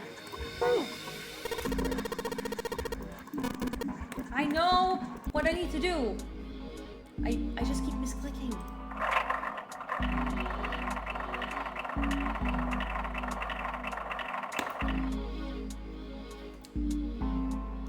It's called the puzzle knower when she fails.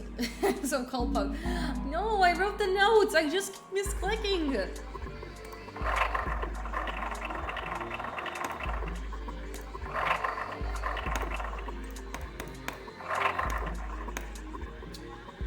I hate this one. Hold on. I know. Okay, again.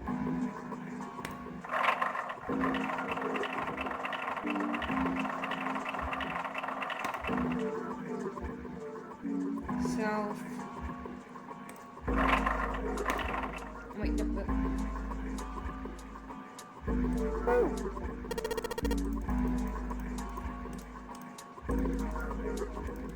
I know how to solve this puzzle. Hold on.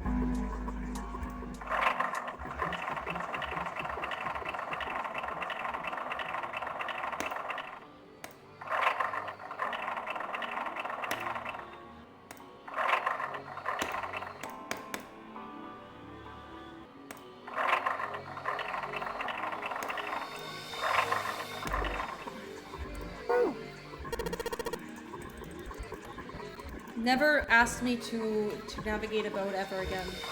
Ever or at all. I can't do it. South.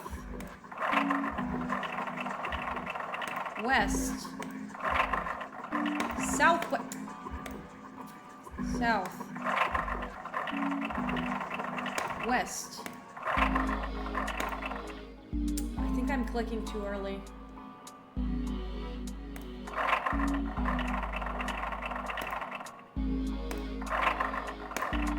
Okay.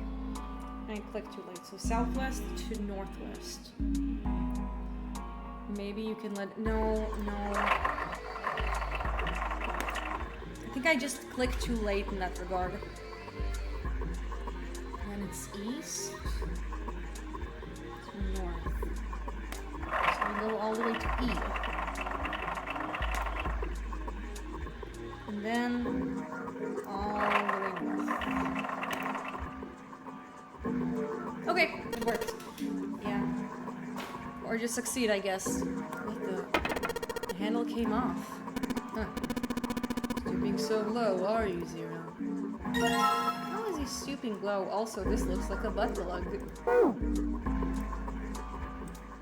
Now that I saw it, you can't either. So, I'm sure this handle fits. Yeah, fits.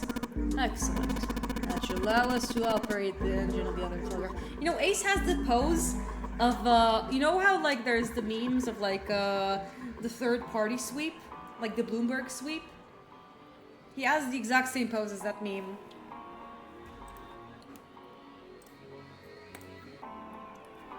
That should allow us to operate the engine order telegraph. Let's give it a shot. I think that in here we also need to understand how to look at that. No, I want to look at the records. Again? No, wait.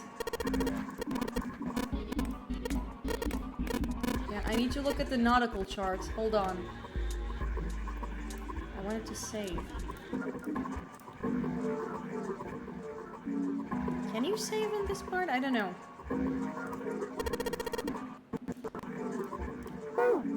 Wow. No, I know how it works. Okay, so now I need to make sure we do it. So it's full to half. I'm gonna write it down. It's full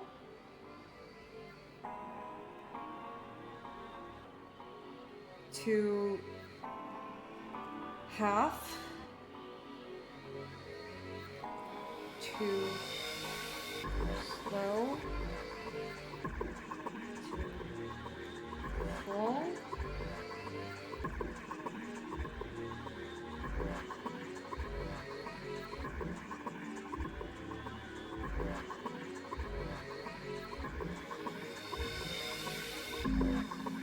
so it's full, half,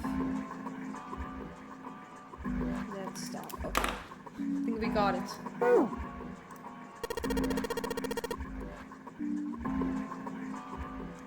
It's full to half to slow to full to half and then stop. Okay, cool. Huh? That's weird. Thought I put it in right speed. Did I mess up? No, I don't think so. Look, something's happening in the back of the wall in the wheelhouse. Yeah, you're right. Let's check it out. This room is just like the other ones. Metal plates bolted over the windows. And not just bolted, looks like they've been welded on. No way we're going to... They're often used as really large men, like 7. What? That was a joke. Wow, absolute loser. Thank you, Captain Obvious. I guess you really kind of suck at making jokes. You suck at a lot of things. It was rather cruel. You deserve it. I mean...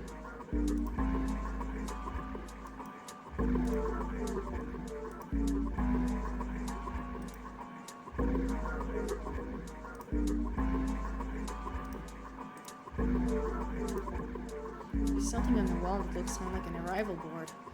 There are a whole bunch of boards on the left side of the display. What the hell is this? The names of ports across the world. I imagine it's showing us the ship's route. You know, just like the ones you see in an airport. Departing, da-da-da-da-da, like that. Oh, I get it. It does look like those are the names of all the ports along the ship's route. Looks like only one of them has a time on it, though. The time on the last line, right? 10 seconds past 3 o'clock. Perhaps it's the arrival time.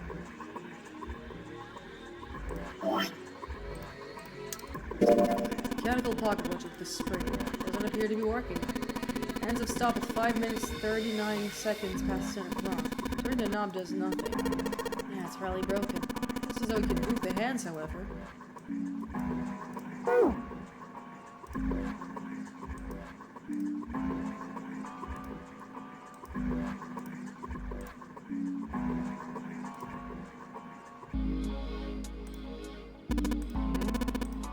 Perhaps. Wait, what's he doing? Excuse me, Junpei.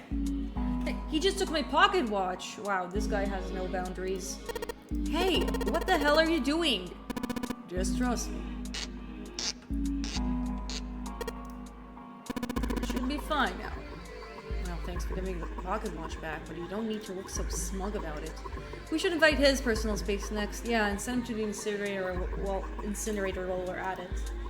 Let's see what he... Oh, he moved the hands. 10 seconds past 3 o'clock.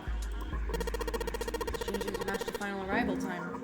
Just not as slowly. You know what to do next, right? Give it a shot. Yep, we need to stick it in the door. Looks like this is some sort of lock.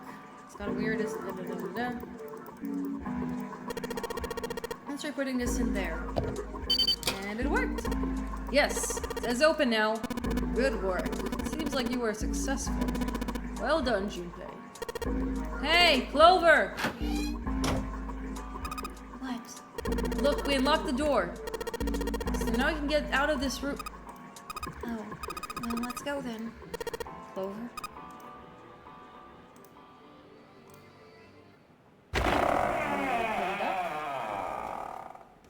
Which means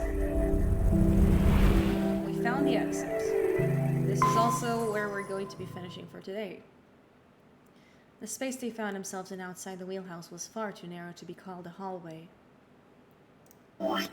So yeah, on Wednesday we're going to be finishing the next escape room and continuing onwards.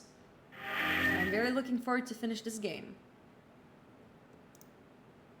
So yeah, thank you so much for joining today's stream, and I hope you guys stay frosty. Goodbye.